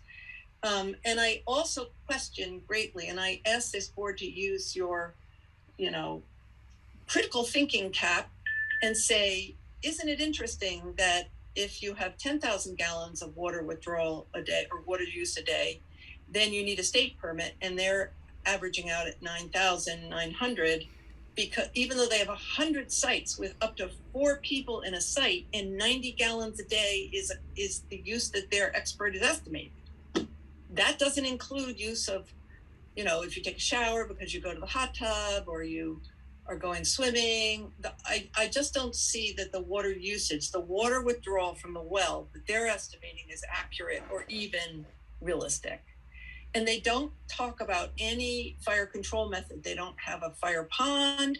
They don't have fire hydrants. They have nothing for this forest where they're going to be doing camping with cabins and structures for up to hundreds of people. I just don't see the fire safety has been adequately addressed. Certainly not from the chain. I mean, well, anyway, the fire pit thing has really got me.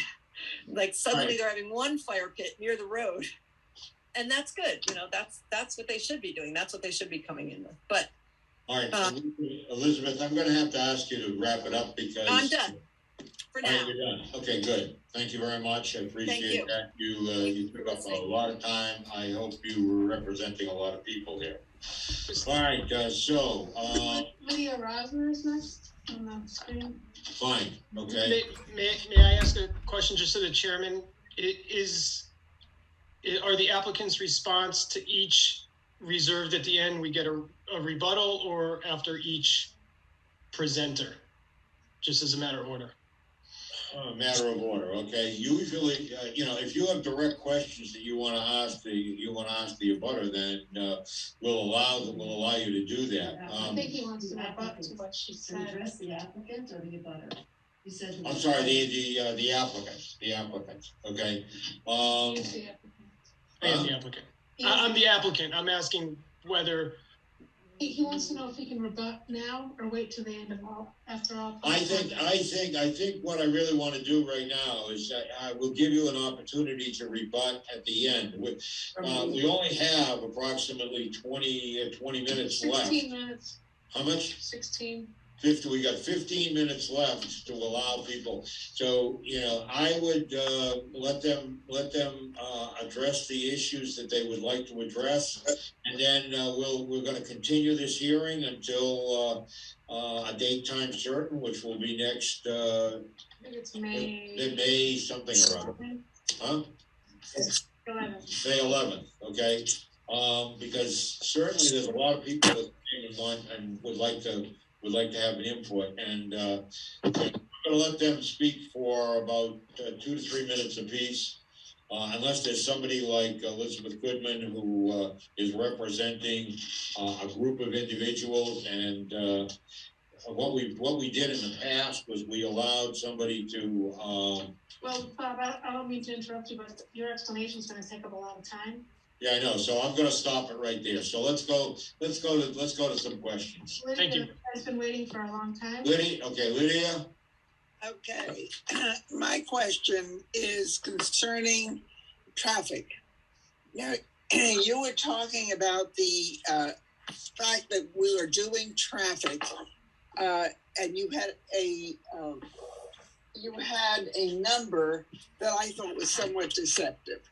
You talked about the fact that there were 41 trips per hour in the evening. Now, my calculation is figuring from 12 noon to 9 o'clock or 8 o'clock is 369 trips. Would you correct me if I'm wrong? And then I have another question. Between what hours? Between what hours, Lydia?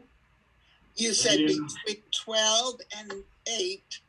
I'm saying 12 and 8 comes out to 369. It's 9 hours, 369 trips PM. Is that correct? No. You're saying 41 trips per hour. I think they're saying 41 trips total. Pardon? No, he said per hour. You said Steve, per hour. Steve, is that something that you can weigh in on, or do you need some additional clarity on the question? You need a little clarification, okay? I know that's gonna, stop the input, but, earlier I wrote down that there were 25 vehicle trips per hour in the morning and 41 per hour in the afternoon. Correct. Okay, the 41 trips per hour is the PM peak hourly volume. Yeah. So that level of demand is not going to be consistent over any other number of hours during the day. Let's reduce it. We're talking now to, let's say, 30 trips per hour. I'm sorry, is that question directed to the board, to me? I don't know if we're going to have a dialogue here. It's directed to you guys, okay? I mean, you obviously did the study, and you heard from Dr. Lerner earlier. Basically said that you did this survey, and what was it? November. That wasn't that you're misinterpreting it. What? Okay. That's based the current hours. They did the 41 hours based on the 100 people in a certain space, blah, blah, blah. They went through the whole damn methodology. Okay, then fine. Then it's based on the number of people in the place. Not based on who's going on the road now. Who's going on the road now, they found was almost nobody. Well, you see, that's the problem, okay? In the last 2 years, the Dreamaway Lodge has had virtually no business, okay? You heard Dr. Lerner earlier basically say that the Dreamaway Lodge, which you can't separate from this facility, attracts people from throughout Becket. Okay, so was that factored into this 41, or was the 41 just for, like you said, just the people who are at the That site? is absolutely correct. Right.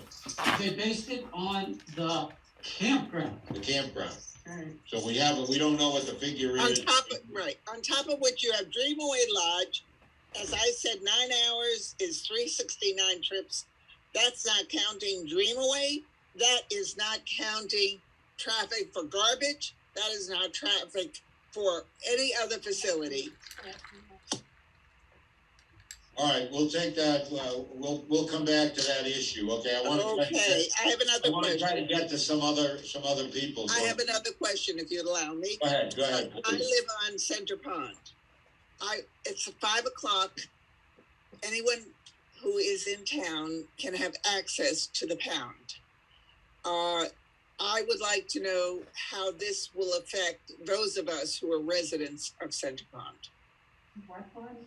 Center Pond. Center Pond, okay? There are very strict rules about who can go to Center Pond. If you won't. Correct, but at 5:00, anybody can access because it is a state facility. It's a what? State facility. No. They can go down there and they can launch a boat, okay? That's right.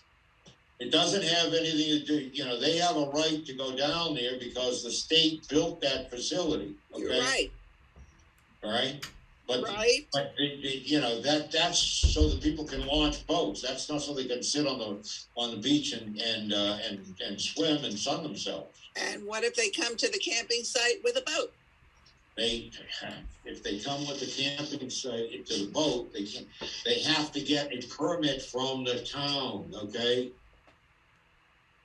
The town's not gonna issue, well, I don't believe, I mean, I'll have to. They have to get a permit from the town? We'll bring that question up to the town to find out how that impacts this facility. The applicant is not gonna be able to answer that question. That's a question. I think the town should answer that question.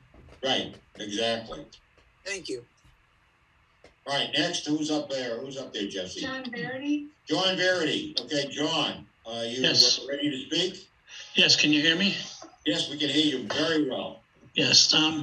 My question is basically concerned to the area that you're at and wildlife. The amount of people that will be staying there. And if you're familiar with Becket, I'm not talking about the turkeys or the bunny rabbits and stuff. I'm talking about fisher cats, coyotes, bears, raccoons, the aggressive animals that are going to be there that will 2 o'clock in the morning walk right through your camp. I'm just wondering what program or procedures you have, not only to protect your guests, but to protect their pets as well.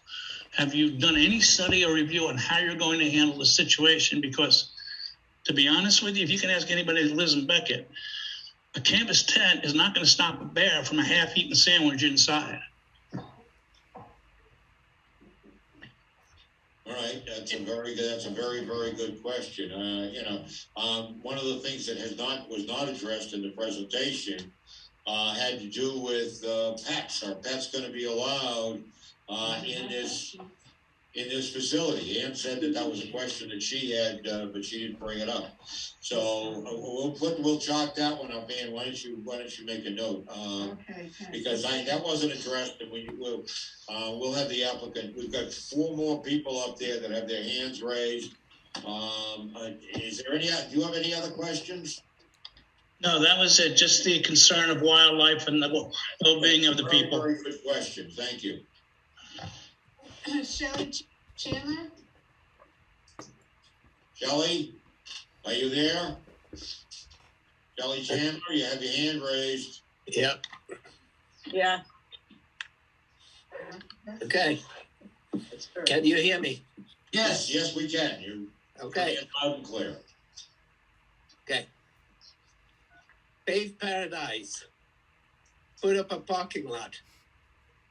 Is that what the world needs right now? Is that what Becket needs? Paved Paradise? Put up a glamping lot? A parking lot for 150 cars, 50 luxury cabins, 50 tents with king-size beds and full bathrooms. The Olympics-sized swimming pool, septic systems for 100 sites, 10,000 gallons of water a day. Is that what the world needs right now? The planet's on fire. I'm not going to try to argue the case on the basis of traffic studies or percolating charge and tree counts. This developer will try to convince you with a straight face that transforming these 60 acres into a glamping paradise won't disturb 1 blade of grass, 1 woodpecker's feather, 1 drop of mountain water, 1 cubic centimeter of fresh air. But if we're honest with ourselves, we know that's not true. In the middle of the largest forest in Massachusetts, we are going to bulldoze, chainsaw, haul materials for more than 100 structures and roads. Put a septic system for a capacity of 400 people. I'm unmuted.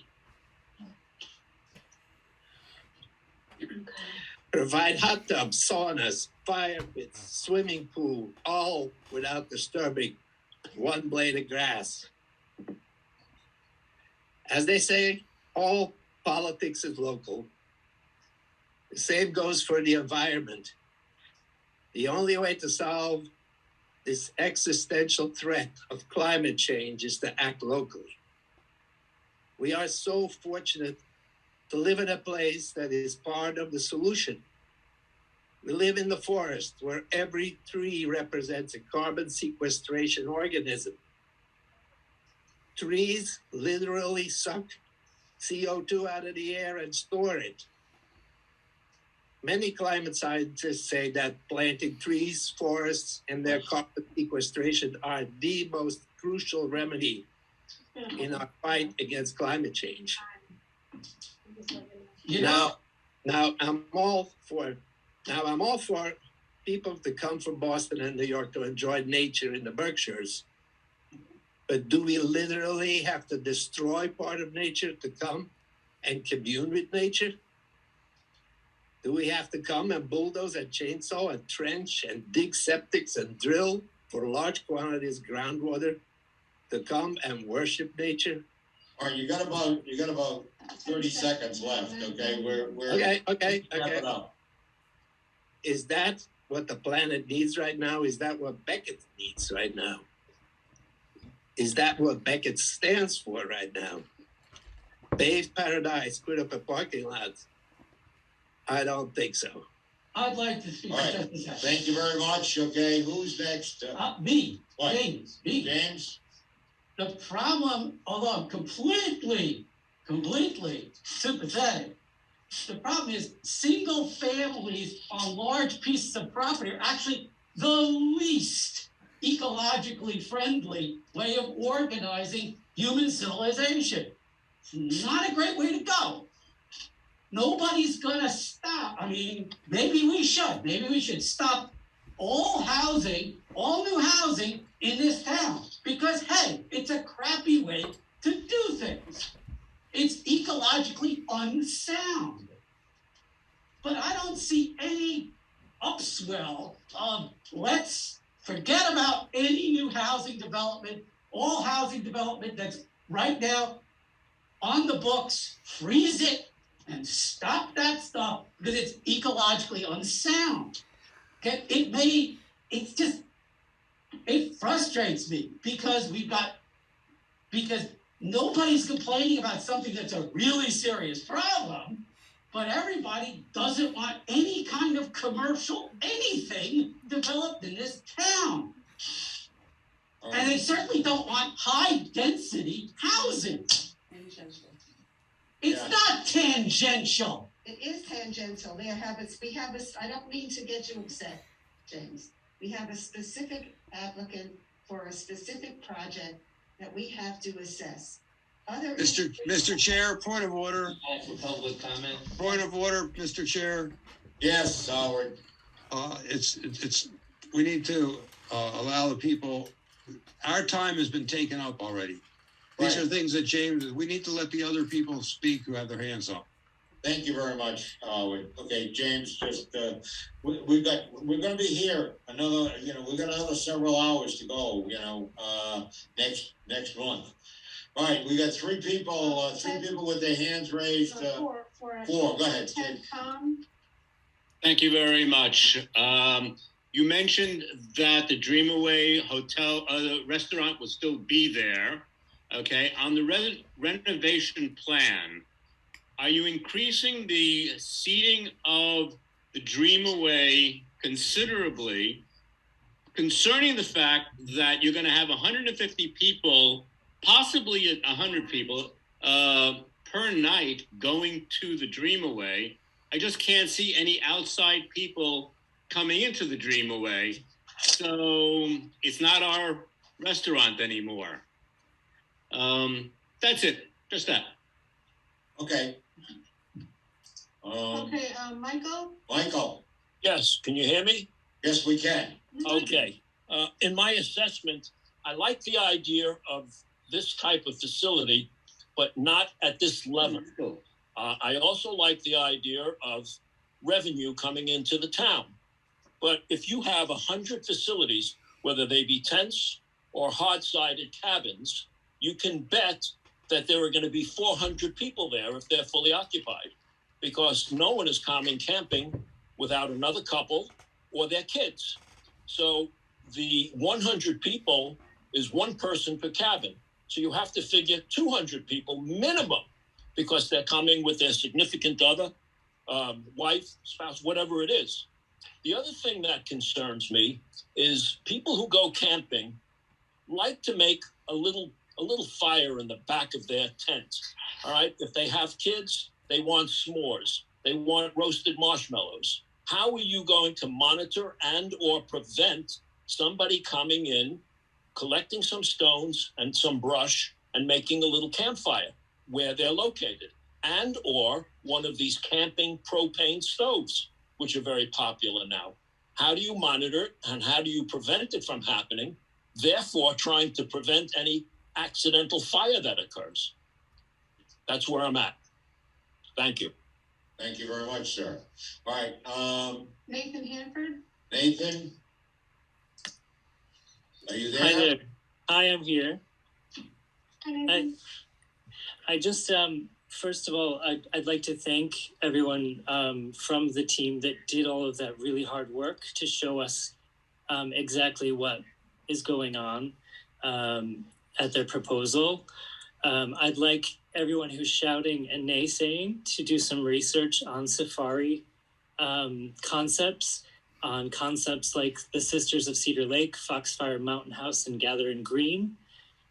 These are very successful business models. This business model serves to protect the Dreamaway Lodge. Something similar could have been done for Bucksteep. However, now Bucksteep has fallen into private hands yet again, after pretty much nearly falling down and rotting. I'd like to say, as a child of Becket, Jacob's Pillow saved my life, allowed me to buy my first car, and go to college.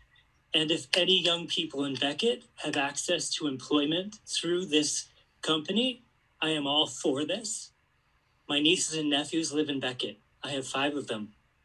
They need jobs. We're not an extremely wealthy family. They need to go to college. They need to be educated. Places like this allow young people to meet others from outside of their experience circle in the hill towns and broaden their prospects in life. I didn't hear anyone shouting about the storage facilities down on Route 20 and their highlights, or Pugsy's Farm and their security lights, or the high logging and all the trucks, and the material left on the ground that will spark wildfires. This is a responsibly run agency. If you do some research, go on a safari, go to an environmental glamping facility, educate yourselves, stop shouting and name calling and pointing fingers. These people have worked very hard and spent a lot of money to get to where they are, even to propose this project. Give them a little respect, start a conversation. This was not the way to go about this, and I think a bunch of you need to apologize. This was not how I was raised in the town of Becket, and if anything is to save the town of Becket, it's for all of you to reassess your manners and how we speak to one another. That's all I have to say. Thank you very much, sir. Okay, and I have one more up there. It looks like Chris Swindlehurst. Thank you. Well said. 2 more? Okay. I know we're past time, but we'll if they'll just keep it to a couple minutes, then we should be okay. Barbara Lippman, I hit the mute by mistake. That's okay.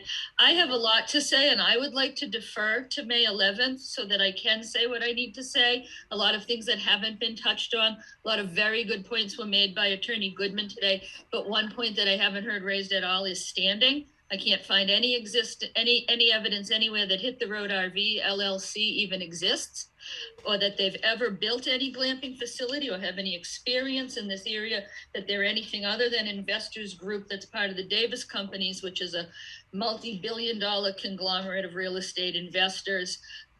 But as I said, I've submitted a 5-page letter to the board, and I'd like the opportunity to address all of the points and have them responded to by the applicants at the May 11th meeting. All right, we will, thank you very much for doing that, and we will put you first in line at the next meeting. Thank you, Chairman. You're welcome. Okay, Chris. Hi there. I'm actually Lucy, Chris's daughter, but I just wanted to talk about something that Nathan brought up.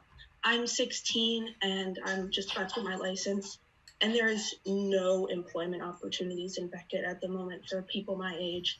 There's lots of specialized opportunities for painters and construction workers, but as far as entry-level jobs, there really aren't any. And I've looked into their plans for how many people they plan to hire, and it's, as far as somebody from my point of view, children, young adults trying to save some money, go to college, buy a car, this is like an incredible opportunity, and I think we really just need to give them a chance to better our community.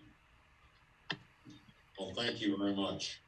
All right, that's going to conclude our public input at this point in time.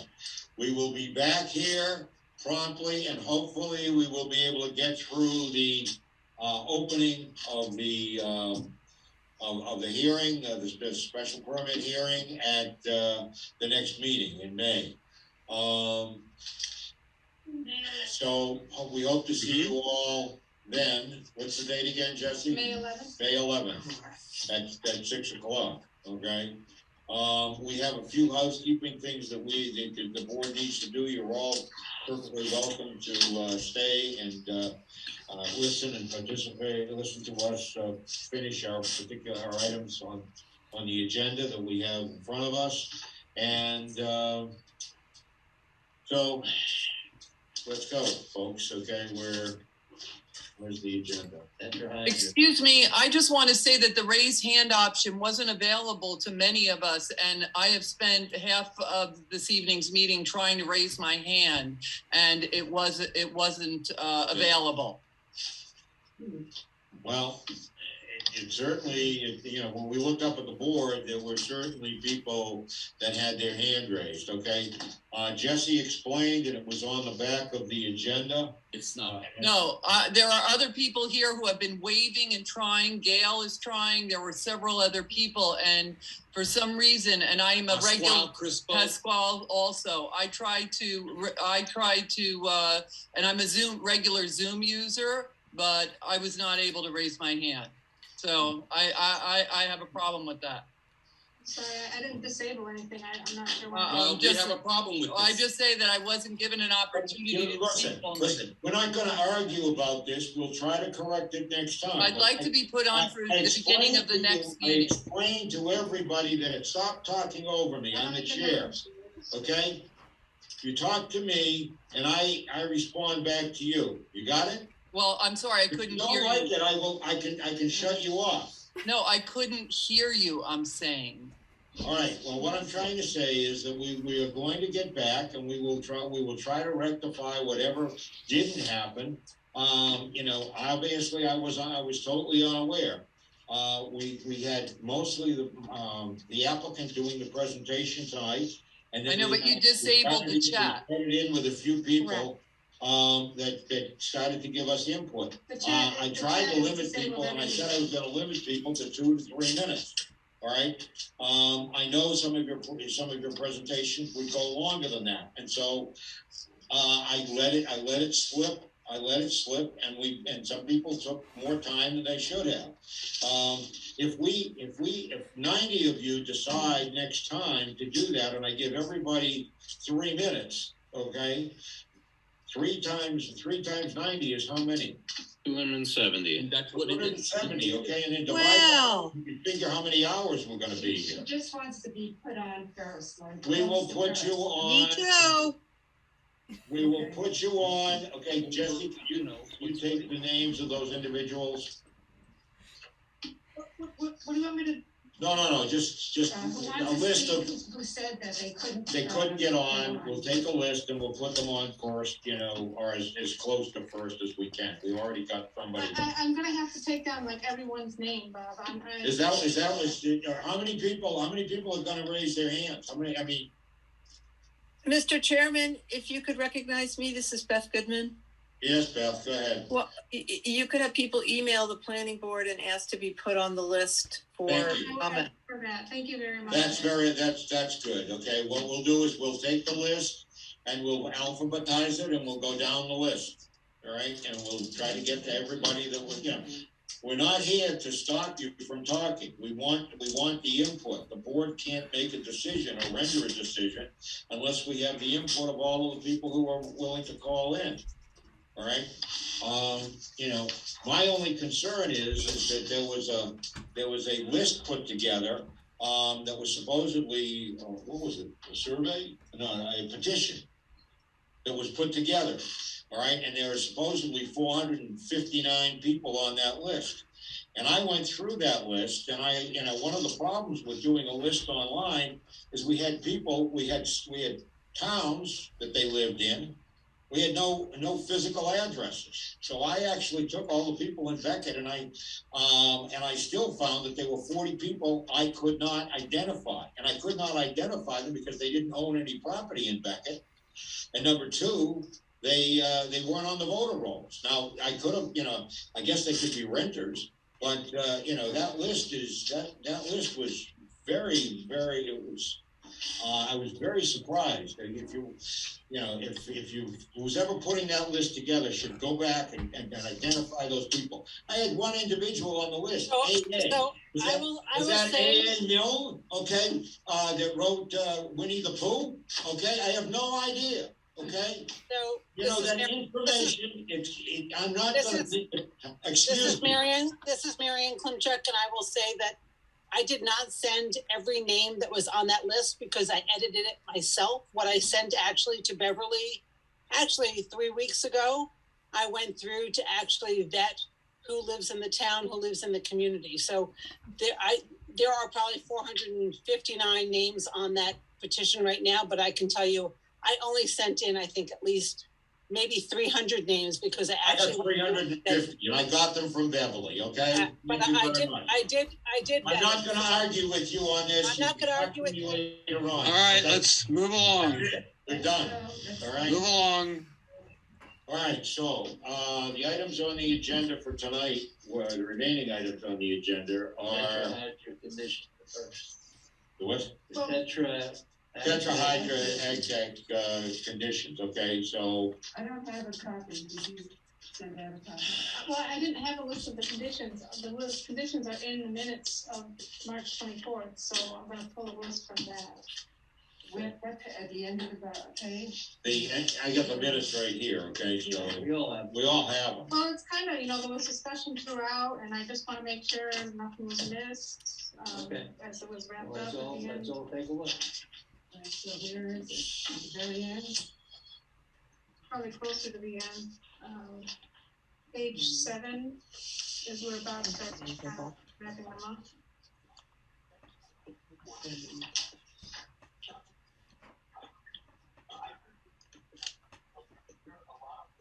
Pretty much bottom of page 7 there. Bottom of hours of operation, Saturday through Sunday, 6 a.m. to 8 p.m. No visible lighting outside the fence perimeter. Evergreen landscaping along Quarry Road between the fence and the greenhouse. Highest quality carbon filters available for odor control. Objective testing equipment for odor testing to be outlined in the as outlined in the host community agreement. I don't think it's you got one in the house. Oh, it is. Oh, yeah, very, very specific. Al read it. Al read it at the meeting out loud. Okay. All right. Didn't you read it? All right. Was it in there, Al? Yes. I'll read it again. Okay. But to clarify, we should, I don't know if we sit down further. These bullets, the only conditions? No, they're kind of. I think that's the only time it was kind of put in list form, but the rest is kind of like discussed throughout, and so that's why I don't want to miss anything. I want to make sure. I don't know. I don't think we're gonna we don't have time. We're gonna have to put this off till next meeting. Okay. And then you need this to file. Jesse. I have since the board had until I think it was May 24th to make a decision. I have 2 weeks after that date to get the paperwork in. So, I mean, I have a little bit of time, but. Well, this will give us a good time to go. The May meeting will be like the absolute I can't wait after the meeting.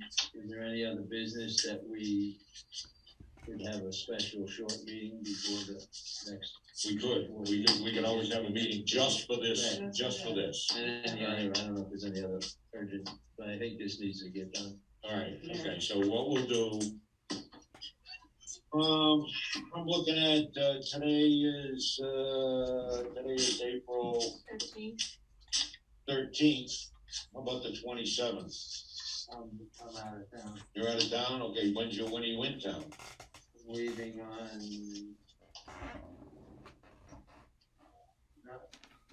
on the 26th and not coming back till after 1 month.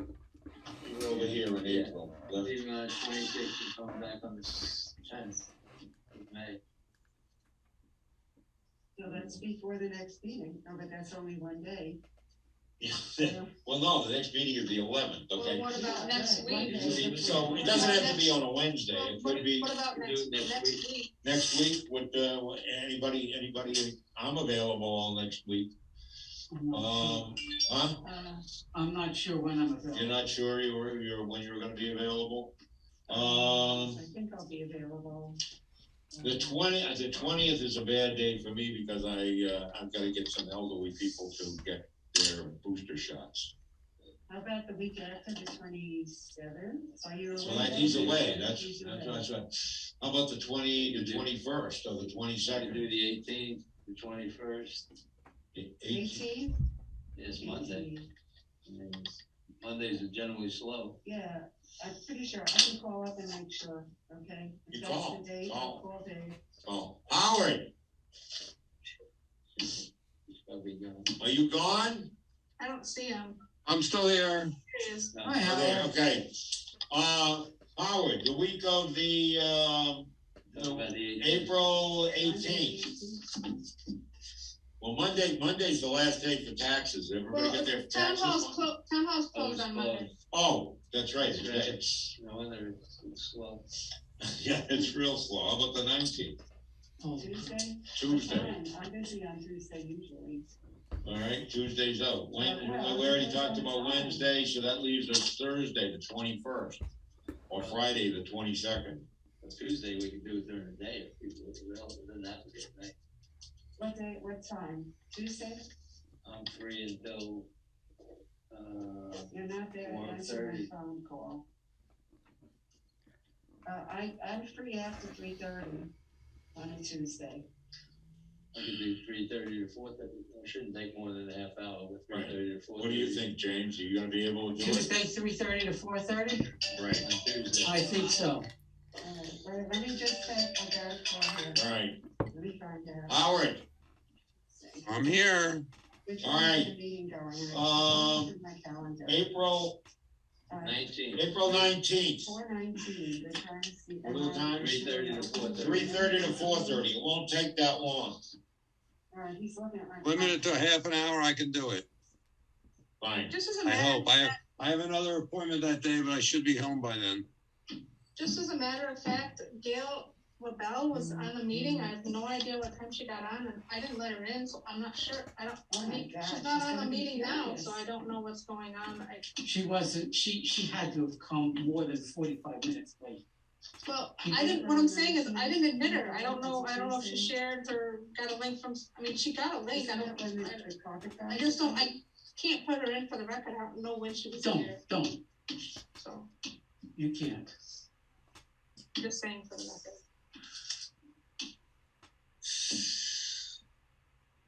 Yeah. Okay, folks, 6 o'clock, 6:02, 9:02. I know, yeah. All right, well, we're waiting to confirm Tuesday. I can't do Tuesday. I've got carpet people who come in the whole day. All right. Stay online, Dave. Let's see. Well, the next time after that would be Thursday. I could do Thursday at the same time. Thursday, the 21st at the same time. Check Thursday. Oh, I have a meeting at 5:30. Well, we're talking 3:30. 3:30. The carpet cars should be done by then. Check 3:30 to 4:30. Thursday. But I'm at 3:30 to 4. Well, 3:30 to 4. Okay, we'll call it 4. Thursday, 3:30. I think that's good.